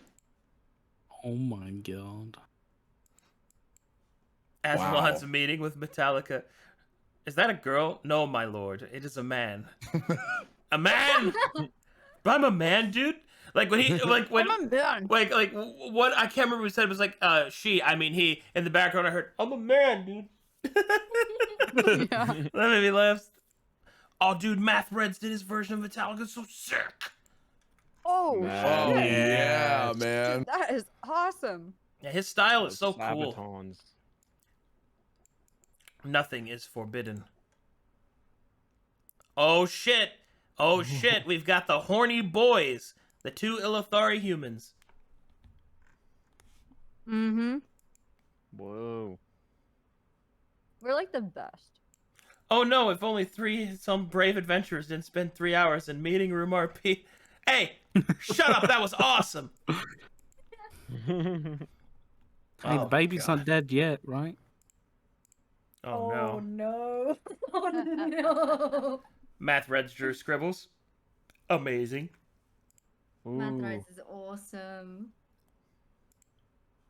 That's so badass. Seeing those colors.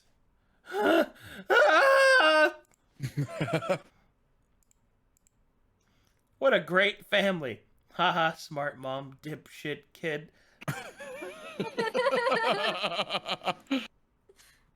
My man. Love that style. Oh my That's God. Why is his eye so sexy? He's hot. He's so It's the fuck. storm finger. The storm thing. Hey. That Schmeg is good. Holy shit, I'm excited. Oh yeah, man. Holy Badass. shit. Love the coloring and the shading, dude. Yes. Vizier is usually evil. Literally neutral evil.